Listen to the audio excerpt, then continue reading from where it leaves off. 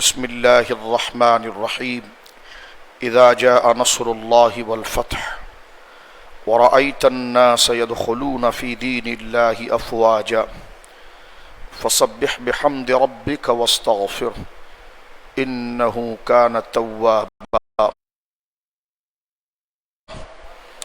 آمنت بالله صدق الله العظيم ببركة إن الله ملائكته يصلون على النبي یا ایھا الذین آمنوا صلوا علیہ وسلموا تسلیما اللہم صل علی سیدنا وحبیبنا نبینا وکریمنا ومولانا محمد وبارک وسلم صلاة وسلاما علیک یا سیدی یا حبیبی یا رسول اللہ کلہم من رسول اللہ ملتمس غرفا من البحر او رشفا من الدیم منزہ عن شریک فی محاسنہ فجوہر الحسن فیہ غیر منقسم مولا صلی وسلم دائما سرمدا علی حبیبک خیر الخلق کلہم۔ اللہ کی حمد و ثنا نبی محترم صلی اللہ علیہ وسلم کی بارگاہ مقدسہ میں انتہائی محبت و عقیدت کے ساتھ درود و سلام پیش کرنے کے بعد تمام تعریف اللہ وحدہ لا شریک کے لیے ہے۔ رمضان المبارک میں ملنے والی اسلام کو نصرت اور فرحت اور وسعت کے حوالے سے جہاں دیگر اور فتوحات اور انعامات اللہ رب العالمین جل وعلا نے اپنے محبوب کریم صلی اللہ علیہ وسلم اور امت کو عطا فرمائے، ان میں ایک بہت بڑا باب فتح مکہ بھی ہے، اور ان ایام کو یاد کرنے کا مقصد اپنے روشن ماضی کو اپنے سامنے رکھنا تاکہ اس کی روشنی اور اس کی واضح دلیل کی صورتحال میں ہمیں استقامت اور اپنے موجودہ حال کی درستگی اور جو تھوڑی بہت صلاحیتیں ہمارے اندر موجود ہیں اس کو مجتمع اور اس کو شامل کر کے وہ بنیادی اور وہ پاکیزہ عادات، اخلاق، اوتار اور وہ طریقے جو جناب سید عالم صلی اللہ علیہ وسلم کی مبارک سیرت، آپ کے غزوات ہمیں عطا فرماتے ہیں، اس کو مجتمع کر کے اپنی زندگی کو درستگی کی طرف ہم لے کر آئیں۔ فتح مکہ اسلام کا ایک بہت بڑا باب ہے اور بہت عظیم انقلابی حضور علیہ الصلوۃ والسلام کی سیرت کا اقدام ہے اور بہت وسیع اور عریض معاملات پر مشتمل ہے۔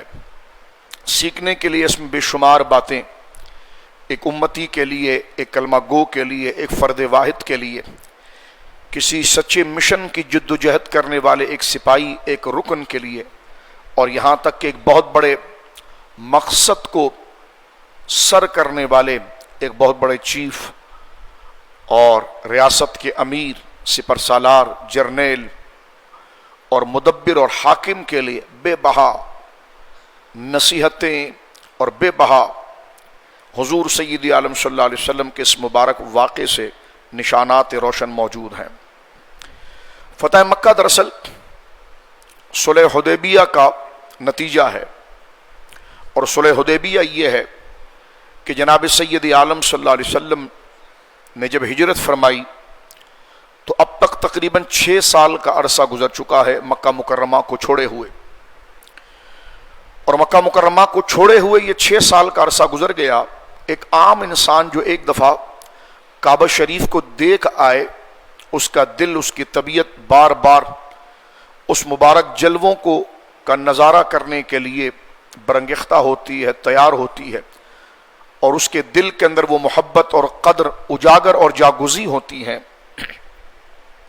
تو پھر وہ لوگ جو کعبہ مشرفہ کی حرمت کے اصل امین ہیں اور اللہ رب العالمین جل وعلا کی محبت اور توحید کے اصل پرستار ہیں اور مراد ہیں، اور آج کعبے کی چمک اور دمک اور اس کے پیغام کی وسعت جن کے دم اور اخلاص سے ہے، وہ جماعت صحابہ جن کا وطن بھی مکہ تھا اور جو کعبہ مشرفہ کی تعظیم اور توقیر میں اپنی مثال نہیں رکھتے تھے، اللہ کی محبت کا اور قرآن نے ان کا رشتہ جو اللہ رب العالمین جل وعلا سے ہے اس کو بیان کرتے ہوئے فرمایا کہ والذین آمنوا اشد حبا للہ، کہ یہی وہ مومن ہیں جو اللہ رب العالمین جل وعلا سے سب سے زیادہ پیار کرتے ہیں۔ یہاں سے مراد امت کا وہ فرد کامل جماعت صحابہ ہیں جنہوں نے اپنے ماں باپ، رشتہ دار، عیز و اقارب، اپنے وطن، اپنے معاملات سب اللہ رب العالمین جل وعلا کے لیے ترک کیے، اور اللہ رب العالمین کی دی ہوئی ہدایت کو ہی جو اصل اور سچی ہدایت ہے اس کو سامنے لانے کے لیے اور اس کو رائج کرنے کے لیے اپنے اوپر اور اپنے ماحول میں ایسی قربانیاں پیش کی کہ اس زمین کے تختے پر اور اس آسمان کے نیچے ایسے باوفا لوگ پہلے کبھی پیدا نہیں ہوئے۔ اور اللہ رب العالمین نے انہیں مجدہ عطا فرمایا کہ والذین آمنوا اشد حبا للہ، کہ یہی وہ لوگ ہیں کہ جو اپنے رب سے سب سے زیادہ پیار کرتے ہیں۔ ایک جگہ ارشاد فرمایا کہ لا تجد قوما یؤمنون باللہ والیوم الآخر یوادون من حاد اللہ ورسولہ ولو كانوا آباءهم او ابناءهم او اخوانهم او عشیرتهم اولئک کتب فی قلوبہم الایمان وایدہم بروح منہ۔ اللہ نے فرمایا محبوب یہ وہ لوگ ہیں جو اللہ اور آخرت پر ایسا سچا ایمان لائے ہیں کہ اب ان کے دل میں ان کے لیے محبت اور نرمی پیدا نہیں ہو سکتی کہ جو اللہ اس کے رسول سے دشمنی کرتے ہیں، چاہے وہ ان کے باپ ہی کیوں نہ ہو، چاہے وہ ان کے بیٹے کیوں نہ ہو، چاہے وہ ان کے بھائی کیوں نہ ہو، اور چاہے وہ ان کے کنبے اور رشتہ دار کیوں نہ ہو۔ فرمایا اولئک کتب فی قلوبہم الایمان، یہ وہ لوگ ہیں کہ جن کے دلوں کو اللہ رب العالمین نے اپنے دست قدرت سے ان کے دلوں کے اندر ایمان کو نشر کر دیا ہے۔ اور آگے جا کر فرمایا کہ اولئک حزب اللہ۔ لوگ پوچھتے ہیں نا کہ اللہ کے ماننے والے کون ہیں اور اللہ کن سچے بندوں کو سامنے پیش کرتا ہے، تو فرمایا یہی جماعت صحابہ ہے، اولئک حزب اللہ، یہ اللہ کی جماعت ہے، اور الا ان حزب اللہ هم المفلحون، اور یہی وہ جماعت ہے جو کامیاب ہوگی۔ یہ سامنے سے اگر اس طرف آ جائیں تو مجھے بات کرنے میں بیٹا ادھر آ جاؤ، اس سائڈ میں آ جاؤ، نعمانی دروازہ بند کر دو، آگے سے ٹیبل لگا دو، یہاں سامنے سے کوئی نہ آئے۔ درود پاک اللہم صلی علی محمد۔ اب ایسے لوگ کہ جن کے دل میں قدر و قیمت اور معاملات ایسے ہیں، اب انہوں نے 6 سال تک حرم خدا میں حاضری نہیں دی، اور مشقت پہلے دن ہی سے 13 سال وہ اور 6 سال یہ مسلسل مشقت کی چکی میں پیسے جا رہے ہیں، ایک کے بعد ایک مشکل، ایک کے بعد ایک مشکل۔ مکہ کے اندر ایسی مشکل کہ پہاڑ پر آئے تو پہاڑ اپنا راستہ چھوڑ دے، لیکن اس کے بعد بدر کا ہونا، احد کا ہونا، بار بار ایک ذہنی سخت ترین پریشانیاں، سخت ترین پریشانی ذہنی کہ اب کیا ہوگا، اب کیا ہوگا۔ وہ حضور علیہ الصلوۃ والسلام کے مبارک چہرے کو دیکھتے تھے اس امید کے ساتھ کہ حضور کیا بشارت دیتے ہیں، کیا فرماتے ہیں، کیا فرماتے ہیں۔ وہی کا انتظار ہے، اور حضور کے نے ایک بڑا مبارک خواب دیکھا، اور وہ یہ تھا کہ میں اپنے صحابہ کے ساتھ حالت احرام کے اندر مکہ مکرمہ کا سفر کر رہا ہوں، اور عمرے کے لیے جا رہا ہوں، حج کے لیے جا رہا ہوں۔ یہ خواب بیان کرنا تھا کہ صحابہ کرام کی خوشی کی انتہا نہ رہی، سارے درد، سارے تکلیف، سارے نقصان، ساری اذیت جو اب تک جو انہوں نے برداشت کی تھی سب بھلا دی، اور بس ایک بجلی دوڑ پڑی، جو تھوڑا بہت تھا کھانے کے لیے پینے کے لیے جمع کر لیا، اور حضور کی آواز پر لبیک کہہ کر حرم خدا کی طرف روانہ ہونے کے لیے یہ سرفروشان اسلام، فرزندان توحید، اللہ کی محبت کے اظہار کے لیے کھڑے ہو گئے۔ 1400 صحابہ اکرام کو لے کر حضور علیہ الصلوۃ والسلام روانہ ہوئے۔ ادھر مشرکین مکہ کو یہ بات پتہ چل گئی کہ نبی پاک صلی اللہ علیہ وسلم مکہ کی طرف آ رہے ہیں، اور ان کے ذہن میں شیطان نے یہ وسوسہ ڈالا کہ شاید مکہ پر حملہ کرنے آ رہے ہیں۔ اس وقت حضرت خالد مسلمان نہیں ہوئے تھے، تو حضرت خالد کے ساتھ ایک بہت بڑا لشکر دے کر انہوں نے راستے میں بھیجا کہ جہاں ملے ان کو مار دینا۔ حضور سید عالم کو پتہ چل گیا کہ یہ لوگ گویا کہ شرارت کی طرف ہیں، اور حضور کا تدبر دیکھیے، اور اسلام دشمنوں پر خدا کی لعنت ہو کہ یہ حضور کی مبارک سیرت کو کیسے غلط توڑ موڑ کے پیش کرنے کی کوشش کرتے ہیں۔ حضور کے ساتھ 1400 صحابہ موجود تھے، یہ پورے لشکر کو دیکھ سکتے تھے، لیکن حضور کا ارادہ امن کا تھا، عمرے کا تھا۔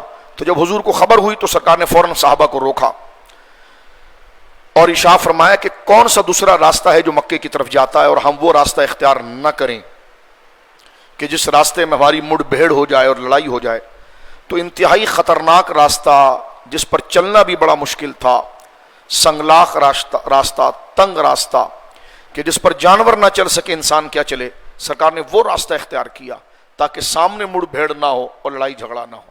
یہ وہ چیز تھی، اس لیے حضور حدیبیہ کی طرف آئے، ورنہ یہ راستہ وہاں سے بنتا نہیں تھا۔ سرکار دو عالم صلی اللہ علیہ وسلم لمبا سفر طے کرتے ہوئے کھلے میدان میں، آپ آج بھی اگر مکہ مکرمہ سے مدینہ منورہ کی طرف جاتے ہیں تو آپ کی گاڑی جیسی مکہ کی حدود کو کراس کرتی ہے تو وہاں پر سب سے آخری چوکی شمیسی کی آتی ہے، اس پر لکھا ہوتا ہے شمیسی، یہ مقام حدیبیہ ہے، اور بالکل مکہ مکرمہ کے بالکل منہ پر آپ کہیے جس کا آدھا علاقہ حدود حرم میں آتا ہے، آدھا حدود حرم کے باہر آتا ہے۔ کبھی غور کیجئے، اللہ رب العالمین حرم لے جائے تو جب آپ مکہ کی بستی کو چھوڑتے ہیں تو صرف اس بستی کی طرف صرف توجہ کریں، اس بیابان کی طرف، تو انسان کے رونگٹے کھڑے ہوتے ہیں کہ کتنے سخت پتھریالی راستے ہیں وہ، یاد آ رہا ہوتا اللہ، اور گرمی اتنی سخت کہ اگر کوئی گوشت کا ٹکڑا پتھر پر رکھ دیا جائے تو پتھر جو ہے اس کو پکا دے، اور سرخ ٹیلے ہی ٹیلے، گرم ریت ہی ریت۔ سرکار دو عالم صلی اللہ علیہ وسلم نے وہاں پڑاؤ کیا۔ صحابہ کرام نے حضور سے کہا، یا رسول اللہ یہاں تو پانی بھی نہیں ہے، اتنی گرمی ہے کہ گرد و نواح کے جتنے کنویں ہیں سب خشک ہیں، یا رسول اللہ گزارا کیسے ہوگا؟ سرکار دو عالم صلی اللہ علیہ وسلم نے ایک تیر دیا، فرمایا جو خشک کنواں ہے نا اس میں لے جا کے گاڑ دو۔ واہ واہ، اب وہ جس طرف اڑ گئی دم میں دم آ گیا، اس نگاہ عنایت پہ لاکھوں سلام۔ وہ تیر لے کر روانہ ہوئے اور وہاں پر گئے صحابی، انہوں نے جیسے تیر گاڑا تھا کہ قدرت جوبن پر آئی ہے اور جناب پانی پھوٹنا شروع ہوا، یہاں تک کہ وہ کنواں جو ہے منہ تر لبالب بھر گیا۔ وہاں پر حضور علیہ الصلوۃ والسلام نے، بہت مختصر کرتا ہوں، رک گئے۔ مشرکین مکہ کیونکہ شرارت پر تھے تو انہوں نے ایک جاسوس، دو جاسوس، تین جاسوس بھیجے کہ جاؤ ذرا معلوم کرو۔ جو بھی آتا مطمئن ہو کر جاتا کہ یہ حالت احرام کے اندر ہے۔ حضور نے اونٹوں کے اوپر، جو اونٹ حج میں اور عمرے میں قربان کیے جائیں، ان کے گلوں میں حضور علیہ الصلوۃ والسلام نے قلادے اور ہار باندھ دیے تھے۔ وہ علامت ہوتی ہے، اور وہ اونٹ بڑے، وہ جانور بڑے مقدس ہوتے ہیں جس کو حرم میں قربان کرنے کے لیے ایک نشانی ہوتی ہے، اس کے گلے میں ہار ڈال دیا گیا، قلادہ باندھ دیا گیا۔ اب یہ ادھر ذبح ہوں گے، بڑے سے بڑا کافر بھی ہوگا تو اس اونٹ کو دیکھے گا نہیں، اس لیے کہ حرم کی ایک تقدیس زمانے جاہلیت میں بھی کافروں کو ذہن میں تھی۔ مختصر یہ کہ مشرکین مکہ نے اپنے قریب کے جن قبیلوں کے اوپر ان کو بڑا زعم تھا، جس کی وجہ سے وہ یہ کہتے تھے کہ ان کو ہم ساتھ میں ملا کر مسلمانوں کو تہس نہس کر دیں گے۔ میں بہت مختصر کر رہا ہوں اس کو۔ ان میں سے قبیلے والے جو تھے، بدو تھے، ان کو کہا کہ دیکھو یہ لڑنے آ گئے ہیں تو تم تو خانہ کعبہ کی حفاظت تو کرو گے نا۔ اب پروپیگنڈا دیکھیں کیا کر رہے ہیں، مسلمانوں کو مارنے کے لیے بہانہ یہ بنا رہے ہیں کہ یہ کعبے پر حملہ کرنے آئے ہیں، اور کعبے کو تو آپ بھی ماننے والے ہو، ہم بھی ماننے والے ہو، یہ کیسے ہونا کا؟ جی بالکل ہے، کیسے ہو سکتا؟ تو طاقت جمع کرو، تلواریں نکالو، سب کچھ کرو۔ انہوں نے کہا ہم جا کر دیکھ کر آئیں۔ کہاں دیکھ کر آؤ۔ جب وہ پہنچا، جب ان کا سفیر جو قبیلہ تھا، قبیلے کے لوگ جب قریب آئے، حضور نے دور سے دیکھا کہ وہ لوگ قریب آ رہے ہیں۔ سرکار ان کی نیت کو سمجھ گئے۔ سرکار نے صحابہ سے کہا کہ جو اونٹ ہم نے باندھ رکھے ہیں نا، ان کو ذرا سامنے چلانا شروع کرو، جو ہم نے حرم کے لیے لائے ہیں، جن کے گھروں کے گلوں میں قلادہ ہے، اور وہ خود نشانی ظاہر ہو رہی ہے کہ اللہ کے گھر کے لیے آئے ہیں اور یہ حج کرنے آئے ہیں، عمرہ کرنے آئے ہیں۔ اب جب وہ اونٹ آگے خیموں کے آگے چلانا شروع کیا تو انہوں نے دور سے دیکھا تو انہوں نے کہا یار یہ تو قربانی کے جانور ہے، اب یہ جنگ ہوتی تو ایسا تھوڑی ہوتا۔ وہ وہیں سے لوٹ گئے۔ لوٹ کر انہوں نے کافروں سے کہا کہ نہیں، وہ لڑنے نہیں آئے ہیں، اور ہم نے ان کو احرام کی حالت میں دیکھا ہے، اور وہ احرام کی صورت میں، اور ان کے ساتھ جتنی بھی سواریاں ہیں وہ ہمیں ایسی نہیں لگی کہ جو جنگ کے لیے استعمال ہوتی ہے، ان کے تو گلوں میں قلادے ہیں اور وہ جو ہے قربانی کے لیے ہیں۔ تو کافروں کی تو شرارت کچھ اور تھی، جب انہوں نے دیکھا کہ ہمارا پروپیگنڈا جو ہے وہ پھیکا ہو رہا ہے، انہوں نے کہا تم بدو اور جاہل ہو، نکلو یہاں سے، تمہیں کیا آتا ہے، تمہیں پتہ ہی نہیں وہ شرارت سے آئے۔ انہوں نے کہا ایک تو تم ہماری طاقت پر نخرے کرتے ہو اور ہمیں بدو اور دیہاتی کہہ رہے ہو ہیں؟ جب وہ آئے ہوئے ہیں عمرہ حج کرنے کے لیے تو تم حرم کے خادم ہو، مالک نہیں ہو۔ تم نے یہ جو کہا ہے نا وہ حملہ کرنے آئے، تو اس لیے ہم تمہارے ساتھ تھے۔ تو ہم نے دیکھا ہے وہ حرم حملہ کرنے نہیں آئے، وہ زیارت کرنے آئے، اور زیارت کرنے والے کو ہم نہیں روک سکتے اور نہ تم روک سکتے ہو، اس لیے کہ ہم نے حرم کا ساتھ تمہارا ساتھ اس لیے دیا کہ زیارت کرنے والوں کے لیے آسانیاں بنائے، کیونکہ میں ہوں یا آپ ہوں، ہم حرم کے خادم ہیں، مالک نہیں ہے کہ جو تمہارے خلاف ہو جائے وہ حرم میں آ نہیں سکتا۔ یہ پروپیگنڈا ہر دور میں ہوتا ہے، ان کافروں کو بھی اتنی سمجھ تھی، تو انہوں نے کہا کہ جناب جو ہے کہ وہ یہ نہیں ہو سکتا۔ اب جب یہ سارے معاملات ہو گئے تو مختصری کے کئی لوگ گئے، پھر انہوں نے عروہ بن مسعود کو بھیجا، عروہ بن مسعود کو اپنی طرف سے بھیجا کہ تم جاؤ، عروہ بن مسعود نامی ایک شخص کو کہ تم جاؤ اور تم دیکھو۔ انہوں نے کہا میں نہیں جاتا ہوں۔ کہنے کہ کیوں نہیں جاؤ گے، تم تو ہمارے معتمد آدمی۔ کہ پہلے تم نے درجنوں سفیر بھیجے ہیں، ان کو تم نے ذلیل کیا ہے، وہ گواہیاں لا کر تمہیں دیتے ہیں، تم انکار کر دیتے ہو، تو پھر میں نہیں جاؤں گا، کیونکہ جب میں تحقیق کر کے کوئی رزلٹ لاؤں اور تم مانو گے نہیں۔ انہیں کہنے کہ نہیں، تم ہمارے معتمد ہو، تم جاؤ اور تم جا کر جو ہے کہ وہاں سے رزلٹ لے کر آؤ اور ہم تمہاری بات کو ضرور تسلیم کریں گے۔ عروہ بن مسعود کہتے ہیں کہ جناب میں گیا اور میں نے جا کر جو ہے کہ وہ حضور علیہ الصلوۃ والسلام سے ملاقات کی، اور سرکار علیہ الصلوۃ والسلام کے ساتھ میں نے بہت وقت گزارا، پورے ماحول میں صحابہ کرام کے ساتھ میں نے دیکھا، تو بات یہی تھی کہ یہ جنگ کے لیے نہیں آئے ہیں، عمرے کے لیے آئے ہیں، اور ان کے پاس نہ کوئی اسلحہ ہے، بلکہ یہ ساری چیزیں وہی ہیں جو حرم میں ہوتی ہے۔ اس دوران کچھ واقعات ایسے پیش آئے کہ عروہ بن مسعود نے جناب جو ہے وہ نبی پاک صلی اللہ علیہ وسلم کو پہلے دھمکانے کی کوشش کی، اور قریب آ کر یہ کہا کہ آپ یہ پتلے پتلی پنڈلیوں والیوں کو لے کر آئے ہیں، ان کے چہرے بھی پھیکے پڑ گئے ہیں تھکن سے، ابھی مکہ کے مشرکین نکل آئیں گے نا تو یہ سب بھاگ جائیں گے یہاں سے۔ تو سیدنا ابو بکر صدیق آگے آئے اور اس کو دھکا دے کر فرمایا امسس بزر اللات، نکل یہاں سے اور جا اپنے بتوں کو چاٹ۔ بکواس کرتا ہے یہاں پر تو، ہمیں اچھی طرح سے پتا ہے کہ ہمارا گھر یہاں سے کتنا 100 میل دور ہے، اور ہمیں بھی پتا ہے تمہاری طاقت کیا ہے، تو کیا کہتا ہے کہ جو ہم سرکار کے ساتھ یہاں کھڑے ہیں تو حضور کو ہم اکیلا چھوڑ دیں گے؟ اور حضور سید عالم تو فرمایا امسس بدر اللہ، نکل یہاں سے۔ اچھا، اب اس کے ساتھ ایک واقعہ یہ بھی پیش آیا کہ وہ بار بار حضور علیہ الصلوۃ والسلام سے بات کرتا، سرکار ان کو سمجھاتے، تو پھر اس نے حضور کو یہ واسطہ دینے لگا کہ آپ چلے جائیں۔ اس دوران اس کا ہاتھ بار بار سرکار کی ریش مبارک کو لگتا تھا، داڑھی کو لگتا تھا، واسطہ دینے کے لیے۔ تو قریب میں حضرت مغیرہ بن شعبہ کھڑے تھے جو اس کے رشتہ دار تھے، اور مغیرہ بن شعبہ پر بہت زیادہ احسان عروہ بن مسعود کے تھے، کئی قتل کی ضمانت انہوں نے اٹھائی تھی، فدیہ دیا تھا، احسان بھی تھا۔ لیکن آپ دیکھیں ناموس رسالت کیا ہوتی ہے کہ جس وقت عروہ بن مسعود نے بار بار ہاتھ اٹھا کر گویا کہ داڑھی سے لگایا، اس دفعہ انہوں نے اپنی تلوار نکال کے چبائی، کہ عروہ اب اگر تیرا ہاتھ تو مشرک ہے اور تیرا ہاتھ رسول اللہ کی داڑھی پر لگانا تو میں تیرا ہاتھ کاٹ دوں گا۔ یہ ہاتھ نیچے کر کے بات کرنا، ہمارے نبی پاک اگر انکساری فرما رہے ہیں تو تیرے گندے ہاتھ کو یہ لائق نہیں ہے کہ تو سرکار کی داڑھی مبارک کو ہاتھ لگائے۔ تو اس نے جب نظر اٹھا کر دیکھا تو ارے کہا تو یہ تو میرا بھتیجا ہے، یہ تو میرا رشتہ دار ہے۔ تو فرمایا ہمارے لیے سب سے عزیز ذات جو ہے وہ جناب رسول اللہ کی۔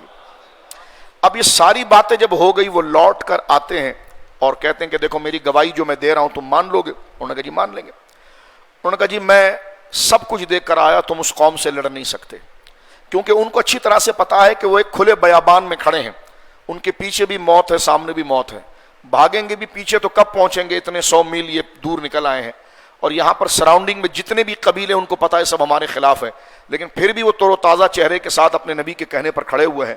اور میں نے ان کا ڈسپلن ایسا دیکھا ہے اور اپنی نبی کی اطاعت ایسی دیکھی ہے کہ لقد وفدت قیصر و کسریٰ و نجاشی، میں تمہارے طرف سے اس وقت کے سپر پاور روم قیصر کے پاس بھی گیا اور کسریٰ کے پاس بھی گیا اور میں نجاشی کے پاس بھی گیا، لیکن ما رأیت اصحابہ یعظمہ ما یعظم اصحاب محمد محمدا صلی اللہ علیہ وسلم، لیکن میں نے جتنا ادب اور جتنی تعظیم نبی پاک صلی اللہ علیہ وسلم کے ان صحابہ کو، بیابان کے اندر بھوکے ہیں پیاسے ہیں، لیکن کوئی تڑپ، کوئی بدنی، کوئی ان کے لیے جسم کی پریشانی اس بات کو پریشانی نہیں کرتی ہے کہ وہ پیشانی پر بل لا کر حضور سے بات کریں کہ یہ کہاں لا کر کھڑا کر دیا ہے آپ نے، ہمارا کیا ہوگا، لوٹ کر کیسے جائیں گے؟ کچھ نہیں، اتنے مطمئن ہیں۔ نبی کا کیا دیکھا؟ کہ میں نے سب کے درباروں میں گیا ہوں، قیصر بڑی بڑی بات کی اگر آپ اس کو دیکھیں، کہا اس وقت کی سب سے بڑی سیولائز سوسائٹی جو ہے وہ قیصر ہے، میں اس کے پاس گیا،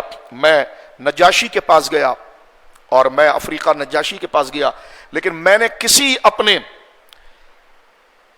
ان ملک کے جتنے بڑے بڑے سردار اور انہوں نے اپنے ماننے والوں کو تعیش زندگی، مزے بھی اتنے دیے ہوئے ہیں، آرام بھی دیا، نہ ان پر کوئی سختی ہے، بہت بڑی بڑی سلطنت لیے بیٹھے ہیں، فوج ہے ان کے پاس، انعام ہے، پیسے ہیں، درم و دنانیر ہے، مکانات ہیں، پھر بھی میں نے ان بادشاہوں کے ماننے والوں کو اتنا ادب کرتے ہوئے نہیں دیکھا کہ محمد صلی اللہ علیہ وسلم تو ان کو بیابان میں لیے بیٹھے ہیں، نہ کھانے کو کچھ ہے، نہ پینے کو کچھ ہے، پیچھے بھی موت ہے اور آگے بھی موت ہے، اس کے باوجود اتنا میں نے تعظیم کرتے ہوئے دیکھا ہے۔ تو میں نے جس قوم میں اپنی ضرورتوں کو پیچھے پھینک کر اپنے لیڈر کی اس قدر اطاعت کرتے ہوئے دیکھا ہے، تو پھر تم سارے قبیلے نہیں، عرب کو بھی جمع کر لو، تم ان 1400 کا مقابلہ نہیں کر سکتی، کیونکہ میں نے ان کو دیکھا ہے کہ ان کے نبی اگر زمین پر تھوکتے ہیں، ان کا لیڈر اگر زمین پر تھوکتا ہے تو وہ تھوک زمین پر نہیں گرنے دیتے اور اپنی ہتھیلی پر رکھ لیتے ہیں اس لعاب کو اور اپنے چہرے پر ملتے ہیں۔ وہ اگر اپنے ہاتھ اور منہ کو دھوتے ہیں تو ان قطروں کو وہ زمین پر نہیں گرنے دیتے۔ وہ کسی کام کو کرنے کے لیے کہتے ہیں تو سارے لپک پڑتے ہیں اس کام کو کرنے کے لیے کہ جلدی سے ہم دوڑ کر جائیں اور اس کام کو ہم کر لیں۔ اور جب وہ گفتگو کر رہے ہوتے ہیں تو سامنے ان کے آگے ایسے ادب سے وہ بیٹھے ہوتے ہیں کہ یوں لگتا ہے کہ ان کے سروں، ان کے کندھوں کے اوپر گردن اور سری نہیں ہے، یعنی بالکل اس طرح وہ جھک کر بیٹھتے ہیں۔ بلکہ قاضی یاز علیہ رحمٰن نے ایسا لکھا کہ صحابہ اکرام کا وہ ادب ایسا تھا کہ پرندہ ان کے سر پر آ کر بیٹھ جائے تو اڑے نہیں، اس طرح وہ ساکت کہ جس طرح بدن ہے لیکن اس میں روح نہیں ہے۔ جب سرکار گفتگو کر رہے ہوتے تو وہ یوں بیٹھے ہوتے لیکن سر ان کا اس طرح جھکا ہوا ہوتا تھا۔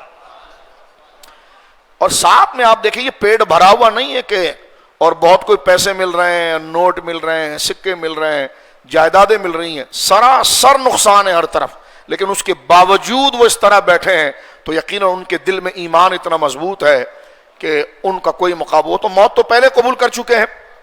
تو یہ جب بات کی انہوں نے تو پھر قریش مکہ پریشان ہوئے، کیونکہ اب تو گرد و نواح کے عرب کے لوگ بھی خلاف ہو رہے ہیں، کیونکہ وہ قبیلے تو چھوڑ کے چلے گئے کہ تم بدماش ہو۔ وہ جب وہ آنا چاہ رہے ہیں دشمن ہے تو کیا ہوا، لیکن اتنے لوگ آتے ہیں حرم تو یہ آ جائیں تو کیا حرج ہے، زیارت کے لیے آئے نا۔ اچھا جی، انہوں نے کہا پھر کوئی جان چھڑائیں یار، کچھ کریں۔ تو سہیل بن عمرو کو آگے کیا کہ تم جا کر ایک معاہدہ کرو اور ہماری طرف سے سفارش ان کو دو کہ اس سال تو آپ نہیں آئیں ہمارے ساتھ، کیونکہ اس سال آپ کو بلا لیں گے تو ہماری عزت کیا رہے گی، آئندہ سال آپ آئیے، عمرہ کر لیجئے، صرف تلوار لے کر آئیں گے، باقی کوئی چیز آپ نہیں لے کر آئیں گے، اور تلوار بھی نیام کے اندر ہوں گی۔ 3 دن کے لیے ہم مکہ خالی کر دیں گے، یہاں سے چلے جائیں گے، آپ آ جائیے اور آپ مکہ کے اندر رہیے، 3 دن طواف کیجئے اور چلے جائیے۔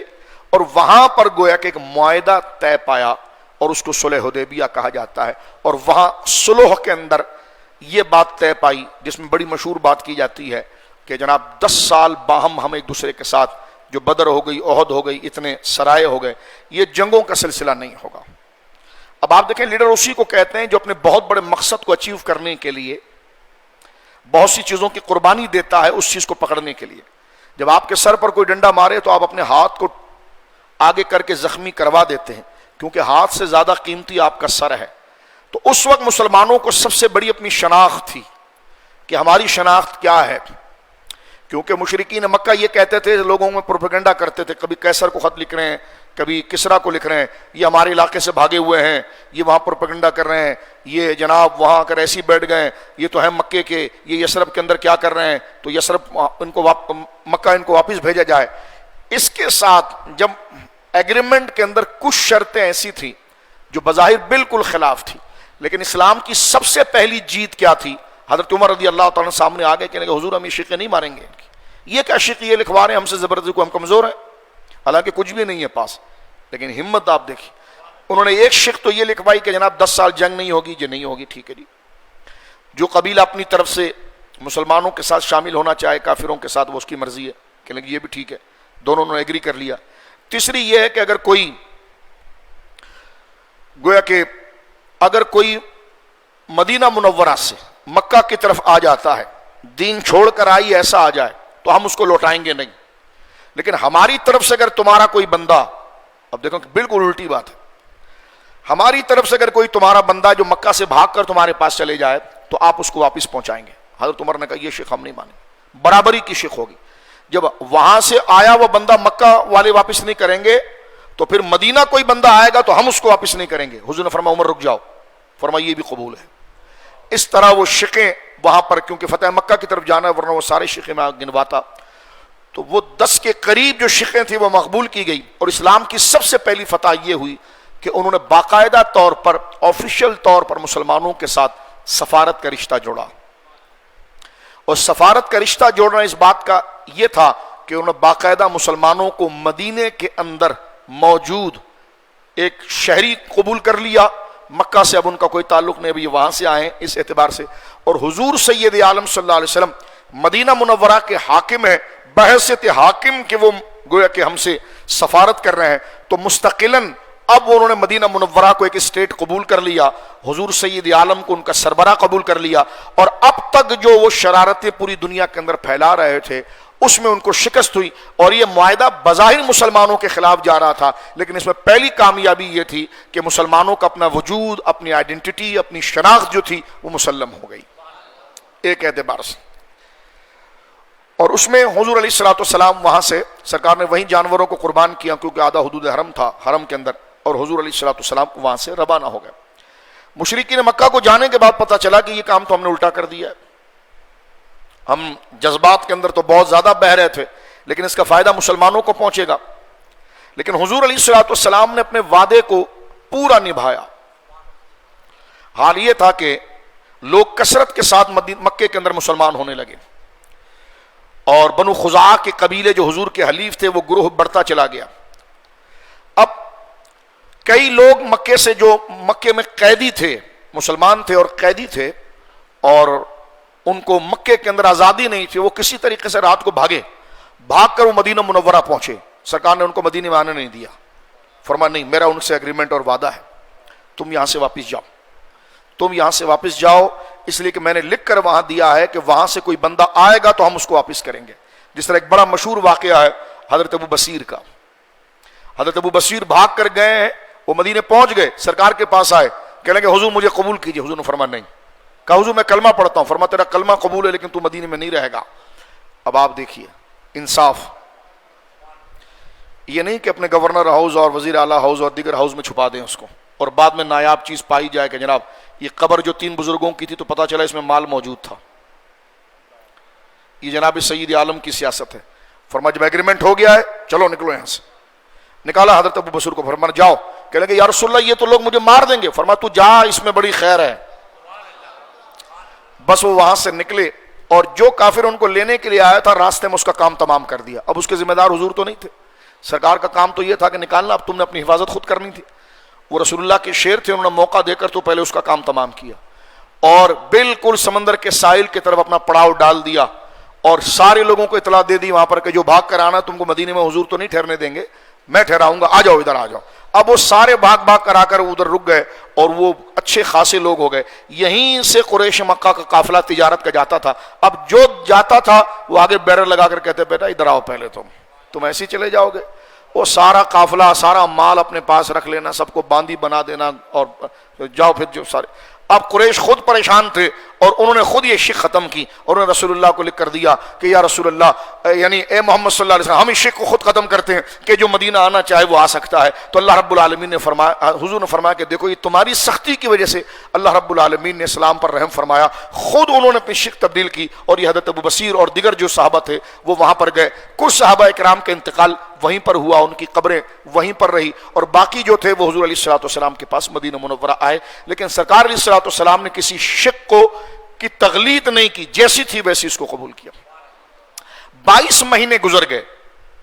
مشرکین مکہ نے دیکھا کہ جناب جو ہے کہ یہ 22 مہینے گزر گئے ہیں، اب ہمارا گویا کہ گزارا نہیں ہو رہا ہے. لیکن وہ مسلمانوں کو جانتے تھے کہ یہ بڑے طاقتور ہیں اور یہ ہمیں پچھاڑ دیں گے. ان کو ایک غلط فہمی لگی غزوہ موتا سے، کیونکہ ٹھیک صلح حدیبیہ کے بعد ایک جنگ ہوئی ہے غزوہ موتا، اور وہ رومیوں کے ساتھ مسلمانوں کا پہلا مارکا تھا، جس میں حضرت جعفر طیار، حضرت زید بن حارثہ اور حضرت عبداللہ بن رواحہ یہ بڑے جرنیل شہید ہوئے ہیں. اور یقیناً یہ بڑا ناقابل تلافی نقصان تھا مسلمانوں کے لیے، بہت بڑا نقصان تھا. حضرت جعفر جیسے جوان کا شہید ہو جانا، اللہ، حضرت زید بن حارثہ کا شہید ہو جانا، حضرت عبداللہ بن رواحہ جیسے جرنیل کا شہید ہو جانا، یہ مسلمانوں کے لیے بہت بڑا نقصان تھا. مشرکین مکہ اس غلط فہمی میں آ گئے، انہوں نے کہا جناب اب مسلمانوں کی کمر ٹوٹ گئی ہے، اب مسلمان کچھ نہیں کر سکتے. کیونکہ ان کے اتنے بڑے بڑے جرنیل وہاں مار دیے گئے ہیں، لہذا اب ان میں اتنی ہمت نہیں کہ ہمارے سامنے کھڑے ہوں. تو ان کے جو نوجوان تھے اور جو جذباتی لوگ تھے انہوں نے اپنی طرف سے ایک معاملہ بنانا شروع کر دیا. انہوں نے کہا مسلمانوں سے یہ عہدہ مہدت، یہ جو عہد ہے وہ توڑو اور اپنا مقام خود بتاؤ، ہم قریش کسی کے آگے جھکتے نہیں ہیں. انہوں نے کہا پہلی فرصت میں تو ایک کام کرو کہ جن جن لوگوں نے ان کے ساتھ مکے میں رہ کر ساز باز کی ان کو مارو. اب جو سرکار علیہ الصلوۃ والسلام کے ساتھ جڑے ہوئے لوگ تھے ان کو مکے کے اندر انہوں نے مارنا شروع کیا. یہاں تک کہ حرم خدا میں وہ لوگ گھس آئے اپنی جان بچانے کے لیے کہ حرم میں تو کوئی کسی کو نہیں مارتا، لیکن انہوں نے حرم میں بھی آ کر جو مسلمانوں کے ساتھ حلیف تھے ان کو قتل کیا اور مارا.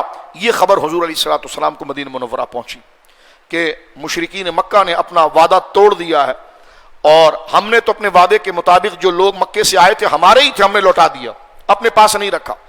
لیکن جو لوگ ہمارے ساتھ شامل ہو کر آزادی کے طور پر مکہ میں رہ رہے تھے اور ان کو آزادی تھی قانون اور اس عہدے کے تحت، تو انہوں نے ان کو بے دردی کے ساتھ رات کو ان کے گھروں میں گھس گئے اور وہ سوئے ہوئے تھے ان کو قتل کیا. اور یہاں تک کہ ان کے جوان بھاگ کر اور ان کے چند بوڑھے بھاگ کر حرم میں آ گئے اور کعبے کے دروازے کو انہوں نے پکڑ لیا کہ جناب کعبے کے اندر تو کوئی کسی کو نہیں مارتا، ہمارا قصور کیا ہے، کیوں مار رہے ہو؟ تو ان ظالموں نے کعبے کے اندر بھی مارا. مختصر یہ کرتے ہیں کہ یہ خبر حضور کو پہنچی. کس طریقے سے پہنچی؟ اس کے کئی ذرائع تھے. ان میں سے ایک ذریعہ جو ہے وہ بڑا لطیف تھا کہ سرکار دو عالم صلی اللہ علیہ وسلم سیدہ میمونہ کے گھر آرام فرما رہے تھے اور تہجد کا وقت تھا. طبرانی معجم الصغیر میں یہ روایت موجود ہے سند حسن کے ساتھ، اور ابن عبد الوہاب نجدی کے بیٹے نے اپنی کتاب مختصر سیرت رسول میں بھی اس بات کو لکھا ہے. علامہ ابن حجر نے بھی لکھا ہے فتح الباری کے اندر کہ سرکار دو عالم صلی اللہ علیہ وسلم جو ہے وہ سیدہ میمونہ کے حجرے میں آرام کر رہے ہیں، رات کا وقت ہے، تہجد کے وقت حضور اٹھے. سیدہ میمونہ کہتی ہیں کہ میں بھی رضی اللہ عنہا اٹھی. میں دیکھتی ہوں کہ حضور علیہ الصلوۃ والسلام اس جگہ پر گئے، یعنی اس جانب گئے جہاں پر حضور علیہ الصلوۃ والسلام وضو فرماتے تھے. کہتے میں حضور کے پیچھے گئی تو سرکار علیہ الصلوۃ والسلام نے اپنا چہرہ ایک جانب کر کے، دور دور تک کوئی نہیں، رات ہے، سناٹا ہے، کوئی بھی نہیں، اور یہ بات مدینے کی ہے، تو کہا دور سے جناب جو ہے کہ حضور علیہ الصلوۃ والسلام نے اس طرف چہرہ کیا. اور سیدہ میمونہ کہتی میں پیچھے کھڑی ہوئی، رات کا اندھیرا ہے، اور سرکار نے 3 دفعہ فرمایا لبیک لبیک لبیک نصرتا نصرتا نصرتا، میں حاضر ہوں میں حاضر ہوں میں حاضر ہوں اور تیری مدد کی گئی تیری مدد کی گئی تیری مدد کی گئی. پتا چلا کہ اگر امتی لبیک کہے تو جواب میں مصطفیٰ بھی لبیک کہتے ہیں کہ لبیک، میں تیرے لیے حاضر ہوں، گھبرانا نہیں، میں تیرے لیے حاضر ہوں، گھبرانا نہیں، میں تیرے لیے حاضر ہوں، گھبرانا نہیں. نصرتا، تیری مدد کی گئی، نصرتا، تیری مدد کی گئی، نصرتا. یہ وہ لوگ تھے، وہ نوجوان تھے جو بھاگ کر نکلے تھے اور مکہ کو انہوں نے چھوڑ دیا تھا پیچھے، اور ایک مکہ سے کافی دور نکل گئے. علماء نے لکھا کہ ان لوگوں کے درمیان اور حضور کے درمیان 3 دن کا راستہ تھا بھی. اگر یہ صبح شام رات دن چلتے تو 3 دن میں حضور کے پاس پہنچتے، اور یہ 3 دن کی مسافت پر یہ لوگ جھاڑیوں میں چھپے ہوئے تھے اور کافر ان کو ڈھونڈ رہے تھے کہ کسی طریقے سے اگر یہ بھاگ گئے اور انہوں نے جا کر حضور کو بتا دیا تو پھر کوئی معاملہ خراب ہو جاتا ہے. تو لہٰذا ہم نے اپنی بھڑاس تو نکال دی ہے کہ جنہوں نے ہمارے سامنے کلمہ پڑھا اور یہ حرکتیں کی ہے، لہٰذا ہم ان کو قتل کریں. تو لہٰذا یہ چھپے ہوئے ہیں، اچھا ڈھونڈو ان کو کہیں مل نہ جائے. اب وہ چھپے ہوئے ہیں، سانس بھی ٹھہر ٹھہر کر لے رہے ہیں کہ کہیں ان کو پتہ نہ چلے. اس میں وہ چھپ کر حضور علیہ الصلوۃ والسلام کی خدمت میں اپنا میسج بھیج رہے ہیں، اور سرکار 3 دن کی مسافت پر ان کی بات کو سن رہے ہیں اور فرما رہے ہیں لبیک لبیک لبیک نصرتا نصرتا نصرتا، تیری مدد کی گئی تیری مدد کی گئی تیری مدد کی گئی. تو دور و نزدیک کے سننے والے وہ کان، دور و نزدیک کے سننے والے وہ کان لالے کرامت پہ لاکھوں سلام. سیدہ میمونہ کہتی ہیں یا رسول اللہ آپ کس سے بات کر رہے تھے؟ سرکار نے فرمایا کہ قریش مکہ نے جو اپنا وعدہ توڑ دیا ہے اور انہوں نے چند لوگوں کو مارا ہے، بنو خزاعہ بنو کعب کے لوگوں کو، اور ان کے ایک راجز جو درد سے اپنا مرثیہ پڑھ رہا ہے وہ مجھے پکار رہا تھا، مجھے بول رہا تھا تو میں اس کو تسلی دے رہا تھا. حضرت سیدہ میمونہ کہتی ہیں کہ 3 دن نہیں گزرے تھے کہ وہ قافلہ مسجد نبوی شریف کے سامنے پہنچ گیا، اور انہوں نے وہاں پر آ کر حضور علیہ الصلوۃ والسلام کے سامنے اپنی استعداء، اپنا رونا اور اپنا غم بیان کیا. یہاں تک کہ سرکار دو عالم صلی اللہ علیہ وسلم کی آنکھوں میں آنسو آئے کہ جو مکہ والوں نے ان کے ساتھ کیا. اب چاہیے یہ تو تھا کہ اتنا بڑا ظلم انہوں نے مکہ والوں نے کیا، بندے مار دیے، قتل کر دیے. جس طرح آپ دیکھیں نا یہاں گورے کا کتا بھی مر جائے تو کچھ نہیں ہے، پورے افغانستان اور مسلمانوں کو تہس نہس کر دو تو صرف سوری ہوتا ہے ان کے لیے. ٹھیک ہے جی. اب ان کے بڑے بڑے چینل جو ہے نا، جو ڈرامے باز، فاکس نیوز ہے تو CNN ہے تو یہ فلانا ہے، ان پر کوئی خبریں آ رہی ہیں کہ کیا ہو رہا ہے دنیا کے اندر؟ انہوں نے یہی خبریں آ رہی ہیں کہ مسلمان نے یہ کیا، مسلمان نے نہیں کیا، مسلمان نے یہ کیا، مسلمان نے وہ کیا ہے. اب آپ اس بھیڑیے کے بچے کو دیکھیے نا جس نے نیوزی لینڈ کے اندر مسجد میں گھس کے گولیاں ماری تھی. تو کہیے نا کہ سارے گوڑی چمڑی کے لوگ ایسے دہشت گرد ہوتے ہیں. ہمت کرو. کہتے نہیں اس کی ایک غلطی تھی، اس کی ایک غلطی تھی، اس وجہ سے ہوا. تو میں نے پورے قوم کو اگر تانا تم کو قبول نہیں ہے تو اسلام کو دہشت گرد کیسے کرتے ہو؟ کچھ تو واقعی میں وہ لوگ ہمارے اندر ہیں جو پلانٹ تم نے کیے، اور یہ چیزیں کھل چکی ہے گورو پوری دنیا کے سامنے. تمہارے نوٹ جب ختم ہو جاتا ہے تو تمہارے خلاف خود وہ لوگ بیان کرتے ہیں. کتنے پاکستان کے اندر بھیجیں، کتنے عراق کے اندر بھیجیں، کتنے شام کے اندر بھیجیں، ٹوپی پگڑی داڑھی بڑھا کر. ہم تو پہلے ہمفرے کو سمجھتے تھے کہ صرف ہمفرے نے عرب کے اندر سلطنت عثمانیہ کے خلاف بغاوت کی اور ابن عبدالوہاب نجدی کے ساتھ مل کر، لیکن یہ چیزیں تو اب سوشل میڈیا کے ذریعے عام ہو گئی ہے. بلکہ کلنٹن کی بیوی نے کیا باتیں کی اسمبلی میں وہ بھی آپ کو پتا ہے کہ جناب کس کو ہم پیسہ دیتے تھے اور کس کو ہم کیا کرتے تھے.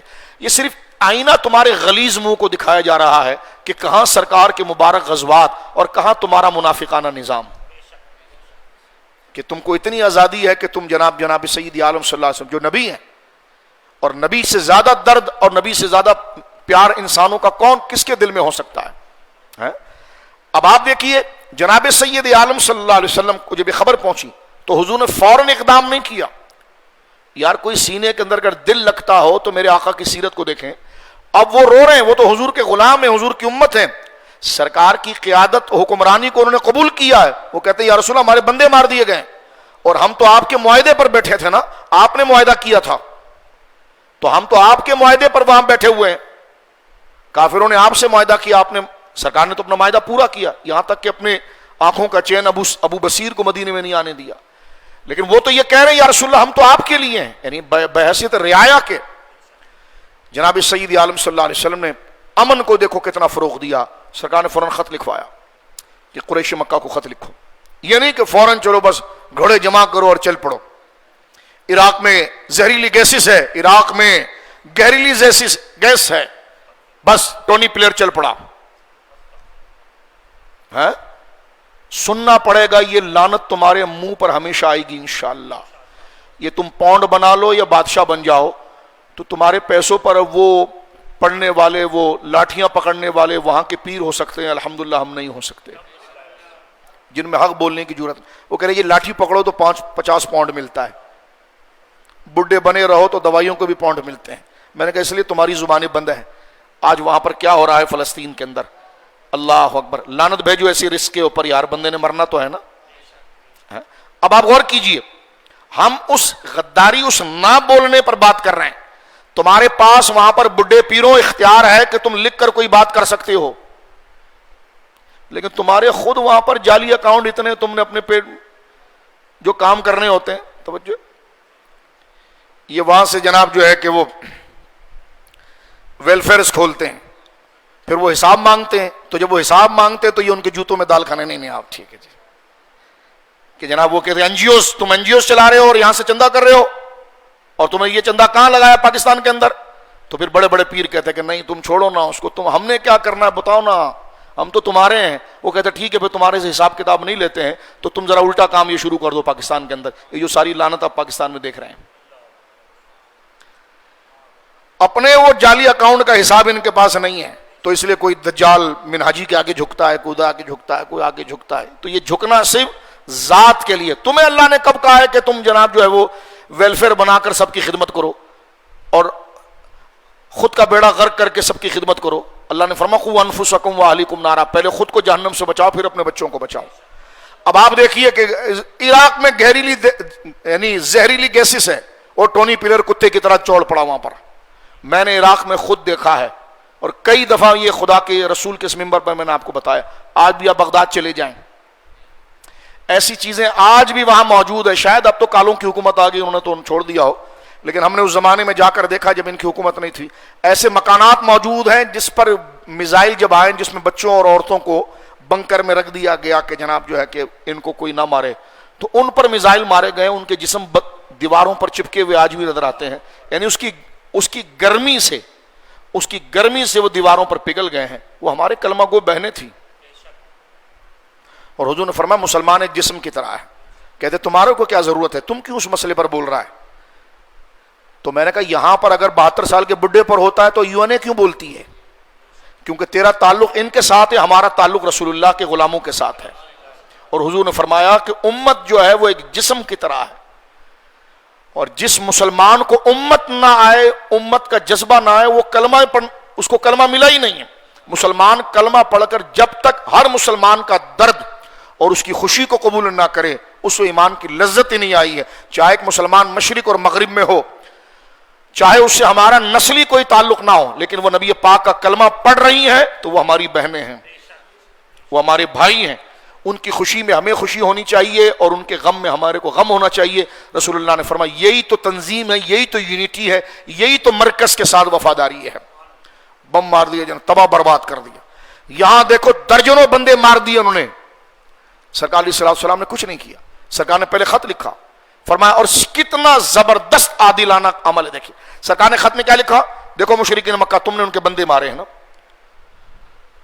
اب بندہ کس نے مارا ہے، کون تھا، اس کو چھوڑو، ان کا خون بہا ان کے بچوں کو دو، جو دیت ہے ان کی. ظاہر سی بات ہے جو بندہ مارا ہے تم نے، عدالت بھی یہی فیصلہ کرتی ہے نا، یہ قصاص دو یا دیت دو.